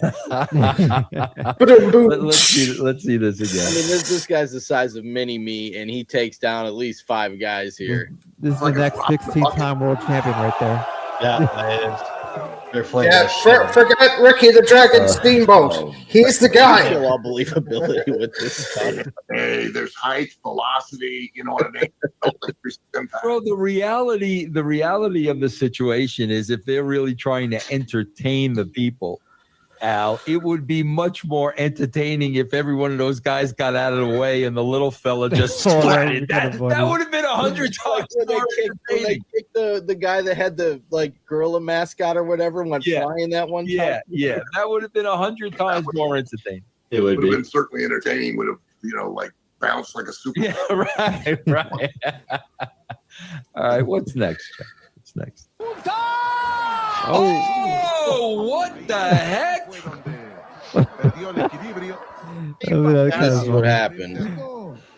Oh no! Yeah. So it looks like he hit his back, like lower back maybe. Yeah. And then he must have been unable to move.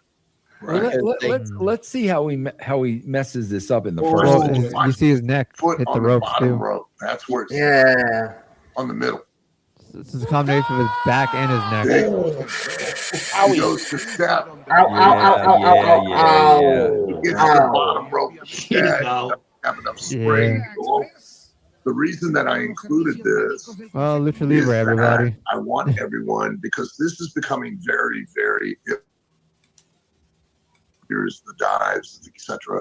And not just now, Grapples was but right, of course, exponentially, we've always got to raise the bar. So now you can't just dive anymore.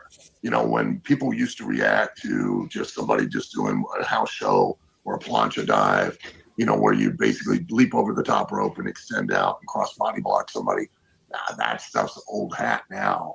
Now we've got to literally pull off, quite honestly, moves that an Olympic gymnast would have trouble executing. You know what I mean? Somebody who's been professionally training since they were children to have spatial awareness and coordination to be able to do what they're doing these guys now who have probably, quite honestly, the majority of them never really participated in any real athletics, now get trained to be a professional wrestler. They see these people doing these other dives and things, these very complicated, maneuvers, and they think, I can do that.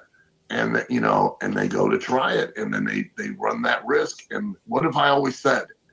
You always, every time you go in the ring, you have a chance of a life-altering or life-ending injury. And when these young men and women now witness this stuff being done elsewhere, they think, oh, that's what we have to do now. That's because the business has changed. And now it's all about the moves. It's not about the why. And so the risk exponentially just gets greater and greater, and we're going to see more and more of these incidents. What's next, Jeff?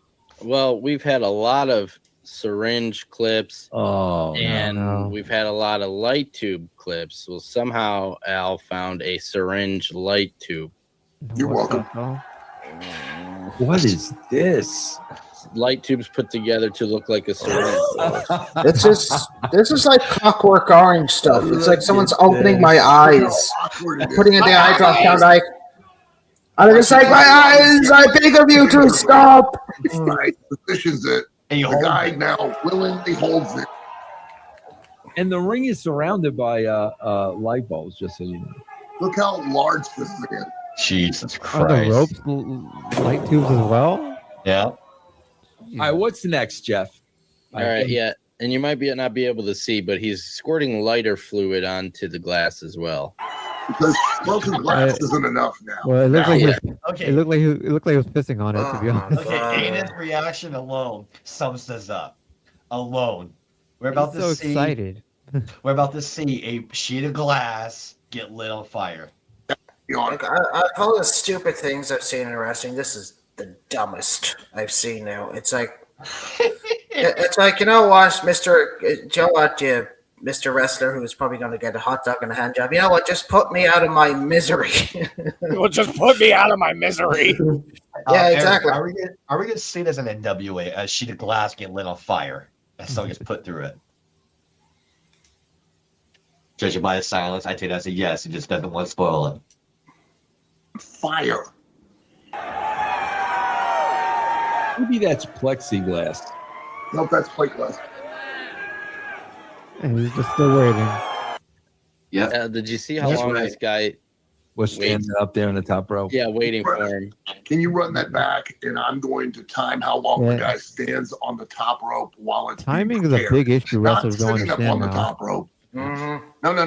He's standing there watching this the entire fucking time.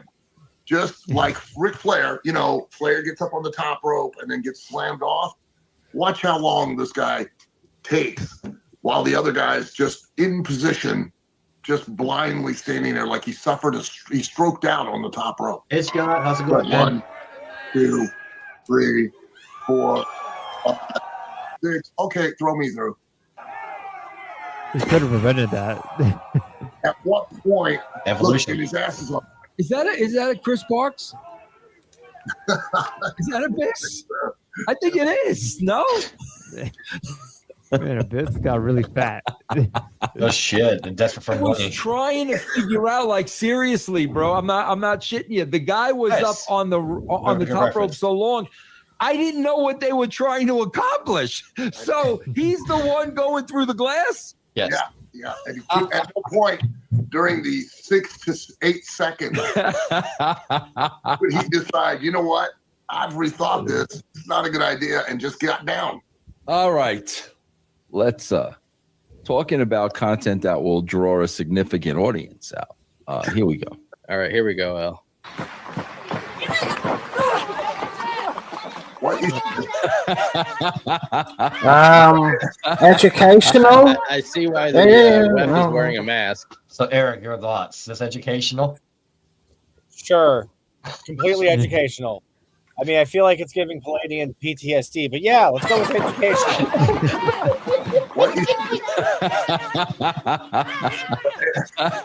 Yeah, he's wearing a lot of I see why the ref is wearing a mask. Look, that is the most disturbing Bronco Buster I've ever. Oh my! And there were two women in the corner, right? Two, yes. It's a double barrel. Very nice. All right. What? Oh my God. I think the one girl in the corner right now is reading the other girl. Not really. They even coughed. Yeah, there was a little cough in there. Very nice. All right, what's next, Jeff? Might have gotten a hair caught in the throat. I mean, oh my God, come on, Al. All right, Al, you might want to narrate this one because there is no sound. They had used copyright music that I had to take out. So you may have. Is this another balcony? No. This is firework. We got some good firework. Okay, good. Fireworks always good. It's always good when somebody catches on fire. Clearly, someone has had access to the syllabus in OVW, and watch. He has set his crotch on fire. He now begins to look. Oh my God, bro! Can't put him out. Stop, drop, and roll. Stop, drop, and roll. Again, look, it's still burning. Holy crap! And he's still burning. But now he's out. That had to be at least 50. No, is he still going? Okay, that had to be at least 15 seconds. The dude was on fire. Go back. So now instead of lighting the table, we literally light ourselves on fire. Correct. It's in Japan. Trying to light the audience I think it's Kurgan Hall, right? And so, of course, it's clearly a 5-star match because it's in Japan. Yeah. Okay. He understands the Melcher you rating. just don't make wrestling matches as good as when they're in Kurgan Hall. Now, watch this. Okay. This is just. It clearly is masochistic. I mean, that's the only thing that you can describe. There's this guy in a clown outfit. Another guy's got a plastic baseball bat covered in thumbtacks. And the guy in the clown mask is just on his knees watching the guy with the plastic baseball bat just wallop him in the arm. Go ahead. This is ridiculous. This is ridiculous, bro. Come on, man. Yeah, let me bite into that blood. Yeah, man. Yes. That's called hepatitis. Oh my! I have no doubt that these guys had blood tests before they went in the ring. Oh my God, bro! Yeah, that's called hepatitis work, guys. Well, just a disclaimer: if you don't like big floppy man titties, don't watch this next. Oh, I saw this when I was trying to figure this out. Like I couldn't. Are these man titties or are these actually titties? No, these are man titties. Are you sure, Jeff? Yeah, because this is a man. They're both about. I love how he's like, "Are you sure?" Look at them. Look at them. And he wraps his head. Puts his okay. Doesn't move. No. Yeah, there's children in the crowd. This dude would have been if this was a girl, he would have been arrested. Like for. No, I'm not saying it's a girl. Is this a dude that had titties implanted for wrestling? Is this is wheelchair work? Wait, this is new. Yeah. We haven't seen wheelchair work. No. Shit. Yeah, I think this is funny. I laugh. So we have a handicapped person in the ringside where Jack Perry is, and yes, that is Jack Perry. I laughed at this one. Look. This is heat. I think he was grabbing his foot. He was. He deserves this. Breaks his glasses. Heat.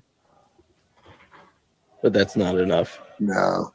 This is heat. You know what I mean? Punches the guy in the wheel.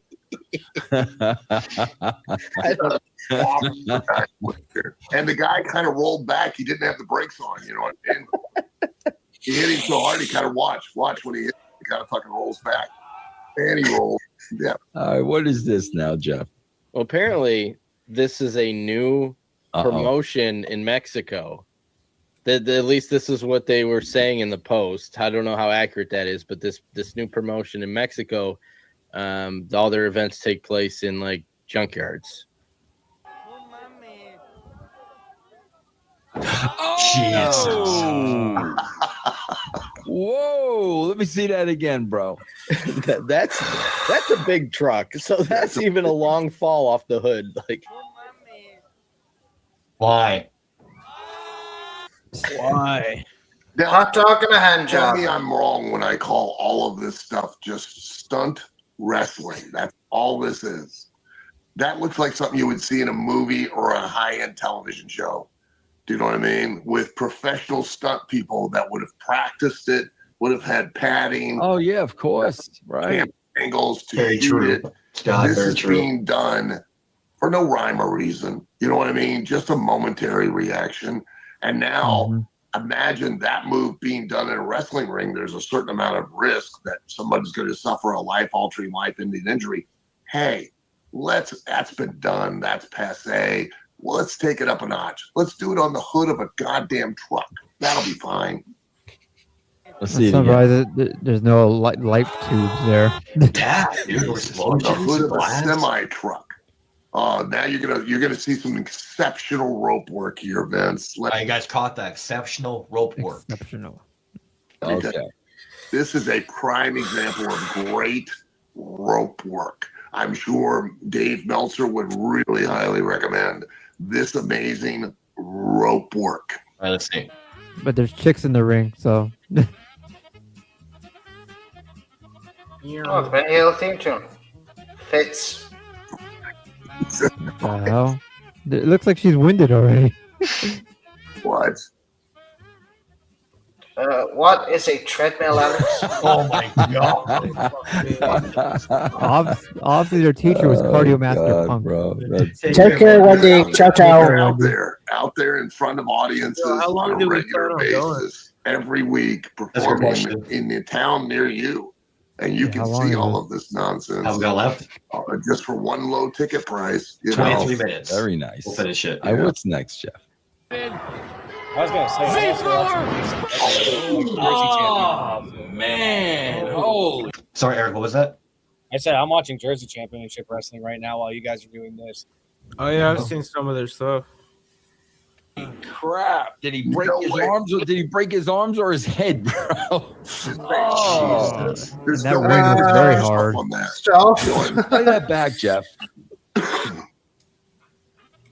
Oops. Sorry, got a little more of that. Oh, Right on the top of his head. He's out. Is he too. really? That'd be great.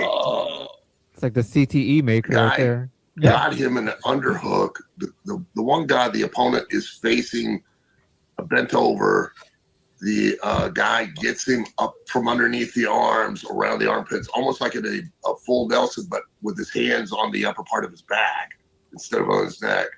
And then proceeds to twist, like a twist of fate, and drive the guy's face at an angle right into the mat as he drops him.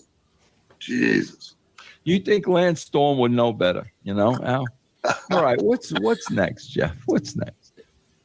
Well, this one's an AEW crowd shot. Yeah. So we can use it without them getting copyright. No, what?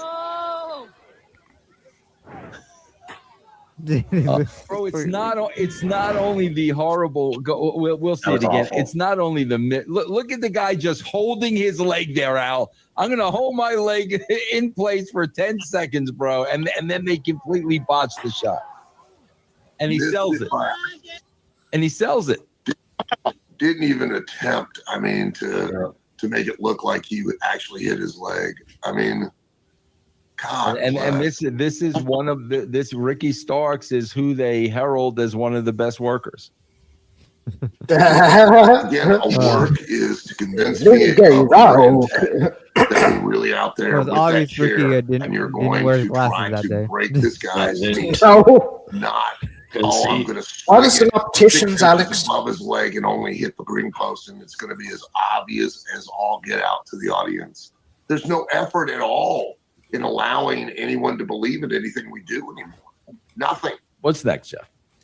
This might be the most ridiculous waiting around for Holy crap! What are we doing? Yet. Yeah. Yeah, I wouldn't call this progress. Yep. Get Look, together.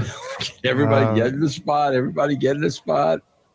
Okay, let's get everybody there. The red shirts are there. We got everybody here. Okay, arms out. Arms out. They were waiting for freaking like 5 seconds. And here's the thing.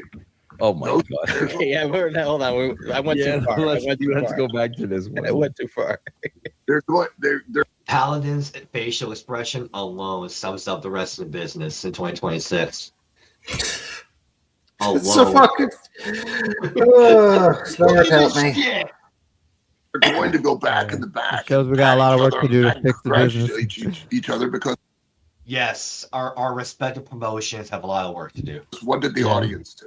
They reacted. You know, there's no emotional investment in this. It's just a stunt. That's all it is. And the wrestlers on the floor standing there just going, "Hey, okay, we'll catch you." I mean, it's we'll just be a human airbag. All right, this is nuts. Okay, who wants to take a crack at it? So you got the wrestling ring being broken apart. You have the boards laid out. You have the metal spring there in the middle of the ring. You have the tarp being pulled over. You have a barrel.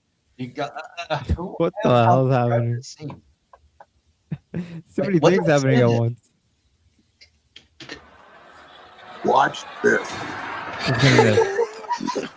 Look at the guy. Look at the... Thank you, Scott. Appreciate it. Look at the dude, bro. He's dead. Like he just gave up. Wait, hold on, Jeff. What are we attempting here, Al? What is happening here? I don't know. I have no idea. There's nobody there. Oh yeah, there is. Okay, so that barrel is on top of the dude. The guy, there's a trash can or some kind of cylindrical object on top of a guy. This is so convoluted right here. Another guy that's on two ladders that have a platform on top of him. He's in the center with a step ladder over his head, like wearing it around his neck like a collar. He is going to now. I don't know why he's got it on the front of him because he's not going to splash him. He basically does a senton where he lands on his back on the barrel that's on the opponent and then collapses into the big open space where they've pulled up the boards and the mat and the padding on the ring and just collapses into it. I don't. Yeah, she's the best clip. She's the last one to die. I love the guy at the end of it, though. That's my favorite. Run it back and watch the guy that's laying with the barrel on him and watch the ladder that the guy jumps off with and watch what happens with it. Ladder.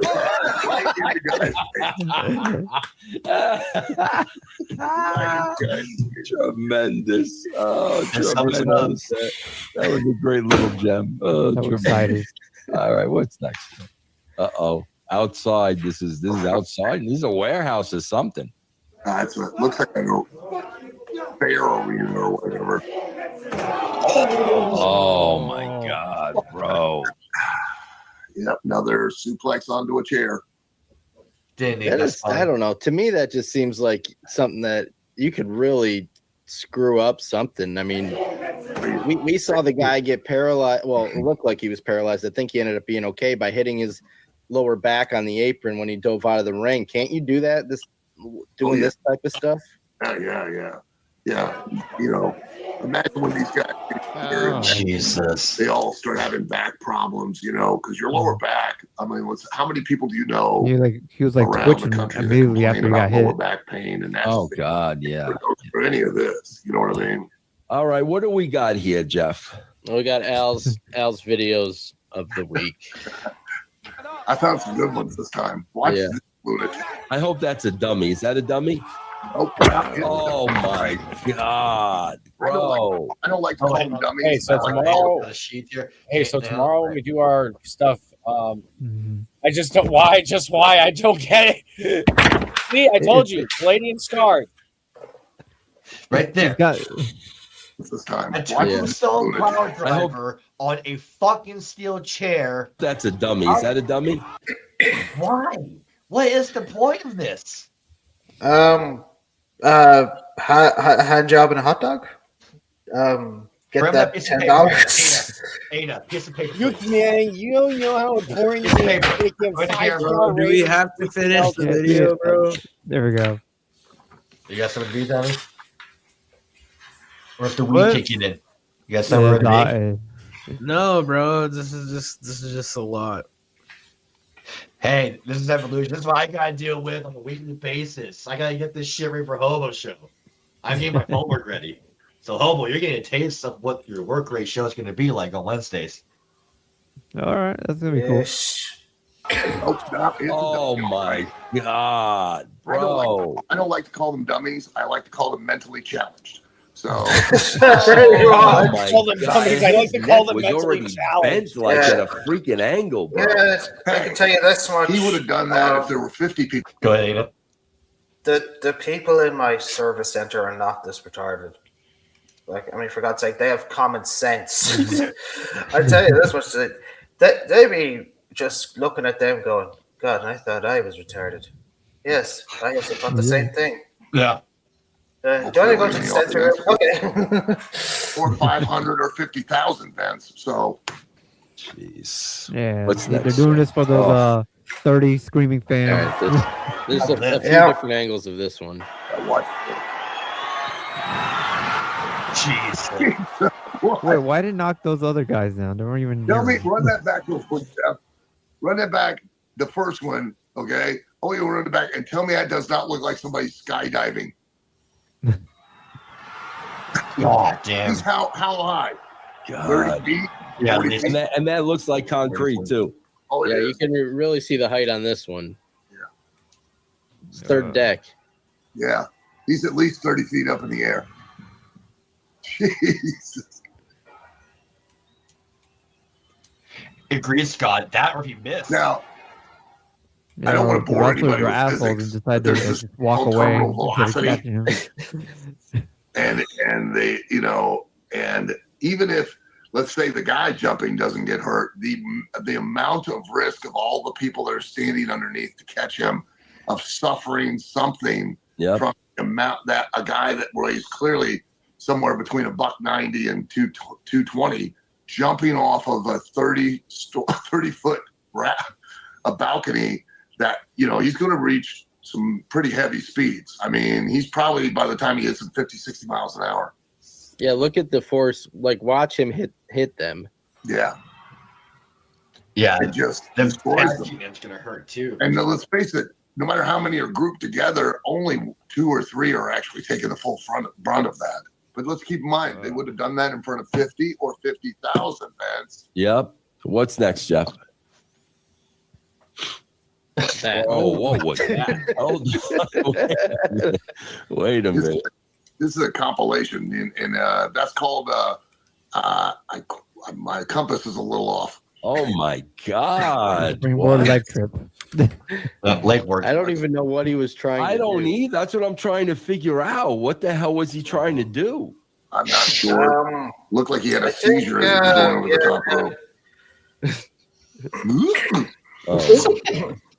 What's next? All right, this guy. Watch this. Now, look on the stop for a second. See that? The blue floor? Yes. Yeah. I've commented on this before, especially in the big arenas in Mexico. All of that is padded and spring loaded, that floor, like almost like a gymnastics floor. Okay. So here's why I pointed out. Like, these independent guys watch these luchadors do these things, and they're like, oh, that's cool. We'll do that Saturday night on a gymnasium floor. They don't realize when they're hitting this floor, it's cushioned. Imagínate que luego. Oh my God. Wait a minute. Who? There was nobody there. He was. There were plenty. They were all in the seats. Yeah, the guy. Now, okay, I see. Yeah, but yeah, he lands on a fan's lap, I believe. Jesus. And the announcers are laughing. Yeah. This is some skill right here. Let's start it over, because even climbing up here, he's having problems. Oh yeah, it always inspires confidence when you see him on the way up having a struggle, and you're like, on the way down, it's got to be easier, I'm sure. It gives you 100% faith in them. Like that. What a sense of balance. I'm gonna go again. Take care, man. And we're not going to give up. All right, take care. Later. Sorry, what was that? I said happy birthday again, Brendan. Hope you enjoyed the rest of it. Thank you. I will, man, and I will see you tomorrow afternoon. Hell See you yeah. tomorrow. See you tomorrow, Yeah. Tommy. Yeah. Canadian. Oh, that looks so I give him bad. an effort because I said, he had a never Yeah, say never. Brendan, die we should wrap it up soon, attitude. bro. I'm getting That tired, looks so bro. bad. What's 4 next, minutes. Jeff? I think this is more of that Junkyard Wrestling Federation.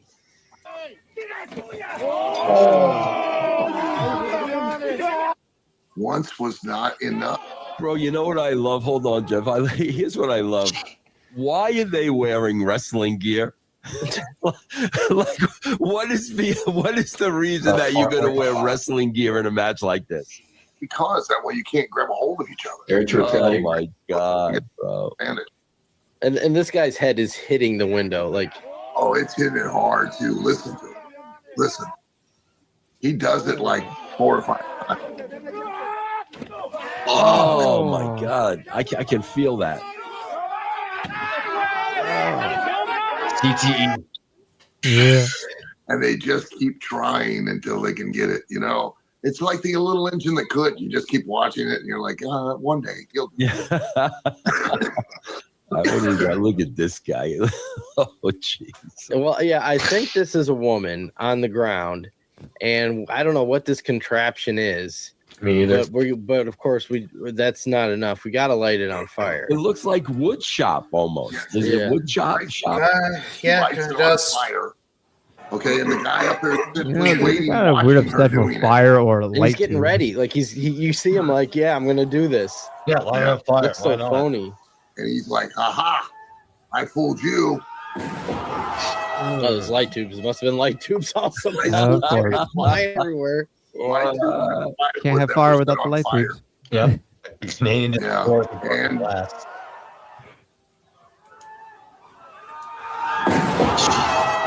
And Wait, he took regardless the of the brunt of it though. spectacle, right? Yep.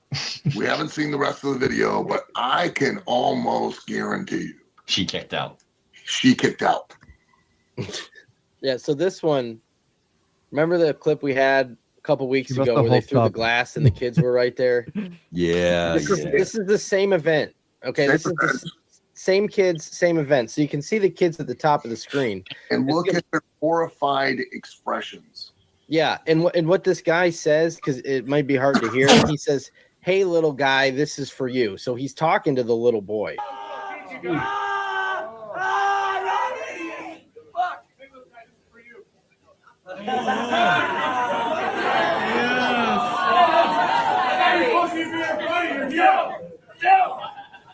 They look horrified, those kids, man. They look freaking horrified. Yeah, I mean, these are tiny kids, and the guy like grabs his middle finger. Hey, little guy, this is for you. That's not funny to a little kid. That's scary. Remember, okay, because here's why I have an issue with this kind of stuff. Remember, the average audience doesn't know ABC wrestling from GWC wrestling to MLW. They don't know any of that. Yep. They just go, "Ooh, there's wrestling in our hometown. Hey, we've always wanted to go see WWE, but there's never been an event closest to us, or it's too expensive.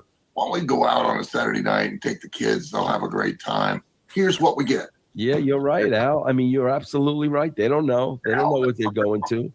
Another company comes in that has an actual show and tries to promote a family-based, and they won't show up. They won't come because the last time we went, we got this experience. Yeah. But why didn't this is where I have an issue like that? I'm sure, absolutely. But at any point, the parents could have left. We're leaving. This isn't for us. Well, that too. I mean, Yeah. But so like we get that. We had the glass thrown at him. Same kids a couple weeks ago, and look at here's another one. Light tubes. And the kids are right there. Look at the little girl. Look at the little girl in the audience, wiping off shrapnel off of her. So at that point, why are the parents not taking these kids out of here? I have no idea. But this is scary. You know the kids are there. Yeah. Why? Yeah, exactly. Why? There's something mentally wrong with these people. Seriously, bro. There's something sick in the head with these people out. I'll tell you why. They are not doing it for those kids or for that audience. They're doing it for people backstage. I will say that until I'm blue in the face. Tell me how I'm wrong. What is this now? No. Oh. Yeah, this is the same thing. That's that junkyard wrestling too. Never say die attitude, brother. Never say die. Even though you probably could. Yeah, and what's nuts is I assume they were trying to land on the hood of this car on the ground, but the guy completely misses it and just goes flying smack on the ground. Like, yeah, this is just straight shot. That much either. So yeah, this is just a straight shot to the ground.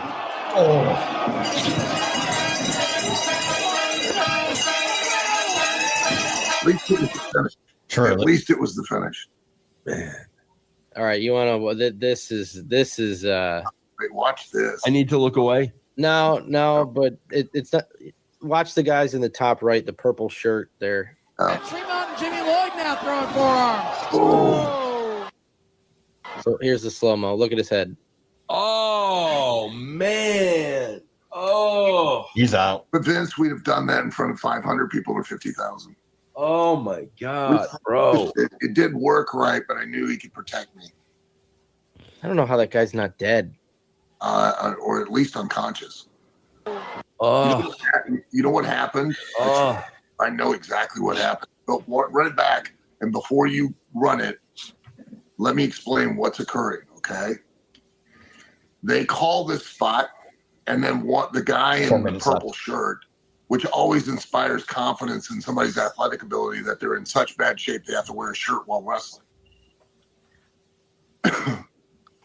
He has second thoughts right here.